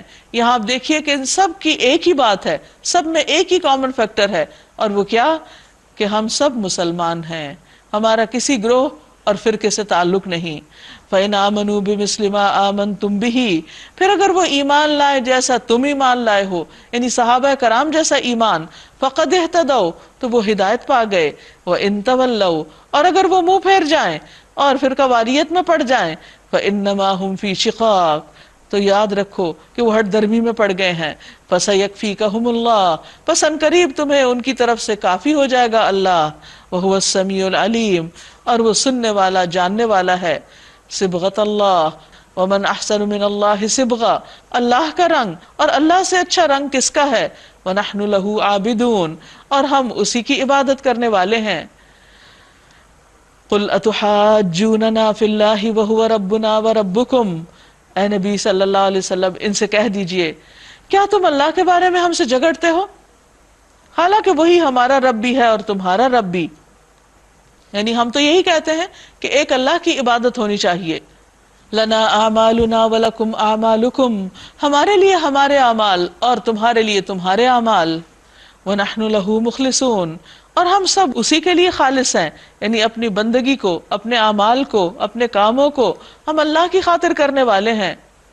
ام تقولون ان ابراہیم و اسماعیل و اسحاق و یعقوب والاسباط، یا تم کہتے ہو کہ ابراہیم، اسماعیل، اسحاق اور یعقوب اور اولاد یعقوب کانوا ھودا او نصارا، وہ یہودی یا عیسائی تھے. قل اانتم اعلم ام اللہ، کہہ دیجئے کیا تم زیادہ جانتے ہو یا اللہ. ومن اظلم ممن کتم شہادۃ عندہ من اللہ، اور اس سے بڑھ کر ظالم کون ہوگا جو اللہ کے پاس آئی ہوئی گواہی کو چھپائے. وما اللہ بغافل عما تعملون، اور اللہ اس سے غافل نہیں جو بھی تم عمل کر رہے ہو. تلک امۃ قد خلت، لہا ما کسبت وَلَكُمْ مَا كَسَبْتُمْ. یہ ایک امت تھی جو گزر چکی، ان کے لیے وہ جو انہوں نے کمائی کی، اور تمہارے لیے وہ جو تم نے کمائی کی. یعنی ہر شخص اپنے اعمال کا خود ذمہ دار ہوگا اور اس کو وہی ملے گا جو اس نے کوشش کی ہوگی. وَلَا تُسْأَلُونَ عَمَّا كَانُوا يَعْمَلُونَ. اور تم نہ پوچھے جاؤ گے ان چیزوں کے بارے میں جو وہ کرتے رہے، یعنی ان کے اعمال کی ذمہ داری تم پر نہیں، ان کا حساب تم سے نہ ہوگا. وَآخِرُ دَعْوَانَا أَنِ الْحَمْدُ لِلَّهِ رَبِّ الْعَالَمِينَ. آج کے پارے میں ہم نے کیا سیکھا؟ اگر اس پر آپ لوگ کچھ بات کرنا چاہیں، اپنے تجربات شیئر کرنا چاہیں، جو نئی بات آپ نے سیکھی وہ بیان کرنا چاہیں تو یو آر موسٹ ویلکم. آج یہ آیت 82 میں دیکھ رہی تھی کہ اللہ تعالیٰ نے جو میثاق لیا ہے بنی اسرائیل سے، اور اس میں جو کام کرنے کا حکم دیا، اور ان کی ترتیب میں والدین کے ساتھ احسان کا سلوک، یتیموں مسکینوں کے ساتھ اور قریبی رشتہ داروں کے فوراً بعد اللہ تعالیٰ نے یہ بیچ میں مینشن کیا ہے کہ وَقُولُوا لِلنَّاسِ حُسْنًا، یعنی لوگوں کے ساتھ اچھی اور نرمی کی بات. اور اس کے بعد کہا گیا ہے کہ اقیموا الصلاۃ وآتوا الزکوٰۃ، یعنی کہ یہ لوگوں کے ساتھ اچھی بھلی بات کا درجہ جو ہے کتنے اہم کاموں کے بیچ میں آ رہا ہے جس کو ہم اتنی اہمیت نہیں دیتے. تو اس کی اہمیت کا پتہ چل رہا ہے کہ نماز اور زکوٰۃ اور والدین کے اور رشتہ داروں کے جو حقوق ہیں اس کے درمیان میں یہ کہا گیا ہے کہ لوگوں کے ساتھ اچھی اور نرمی کی بات کہی جائے. یہ بعض اوقات بہت سے اچھے کام کرتے ہیں لیکن ساتھ ہی بات اچھی نہیں کرتے. ہم بنی اسرائیل کے واقعے میں دیکھتے ہیں کہ کس طرح ان کو اللہ تعالیٰ نے ایک حکم دیا کہ وہ گائے کو ذبح کریں، اور انہوں نے اس میں اتنا تردد کیا، اتنے سوالات کیے کہ وہ شو کر رہے تھے کہ ہم اس کو کرنا چاہتے ہیں، لیکن دراصل ان کے دل میں تھا کہ وہ یہ حکم ماننا ہی نہیں چاہتے تھے. تو اس میں ہمیں پتہ چلتا ہے کہ اللہ تعالیٰ کتنا، مطلب کہ قرآن میں کس طرح سے انسان کی نفسیات بیان کی گئی ہے، اور کتنا اچھے طریقے سے ہمیں پتہ چلتا ہے. یعنی اللہ تعالیٰ انسان کی ساری حجت بازیوں کو بھی جانتا ہے، اور انہوں نے بھی جتنے سوال کیے اور جو کچھ انہوں نے کہا وہ سب کچھ کھول کے بیان کر دیا گیا، وہ بھی کھول کے نکال کے رکھ دیا گیا کہ یہ کیا تھا انہوں نے. اب ہزاروں سال پہلے کی بات ہے لیکن قرآن میں ان کا یہ طرز عمل ساری دنیا کے سامنے ہے.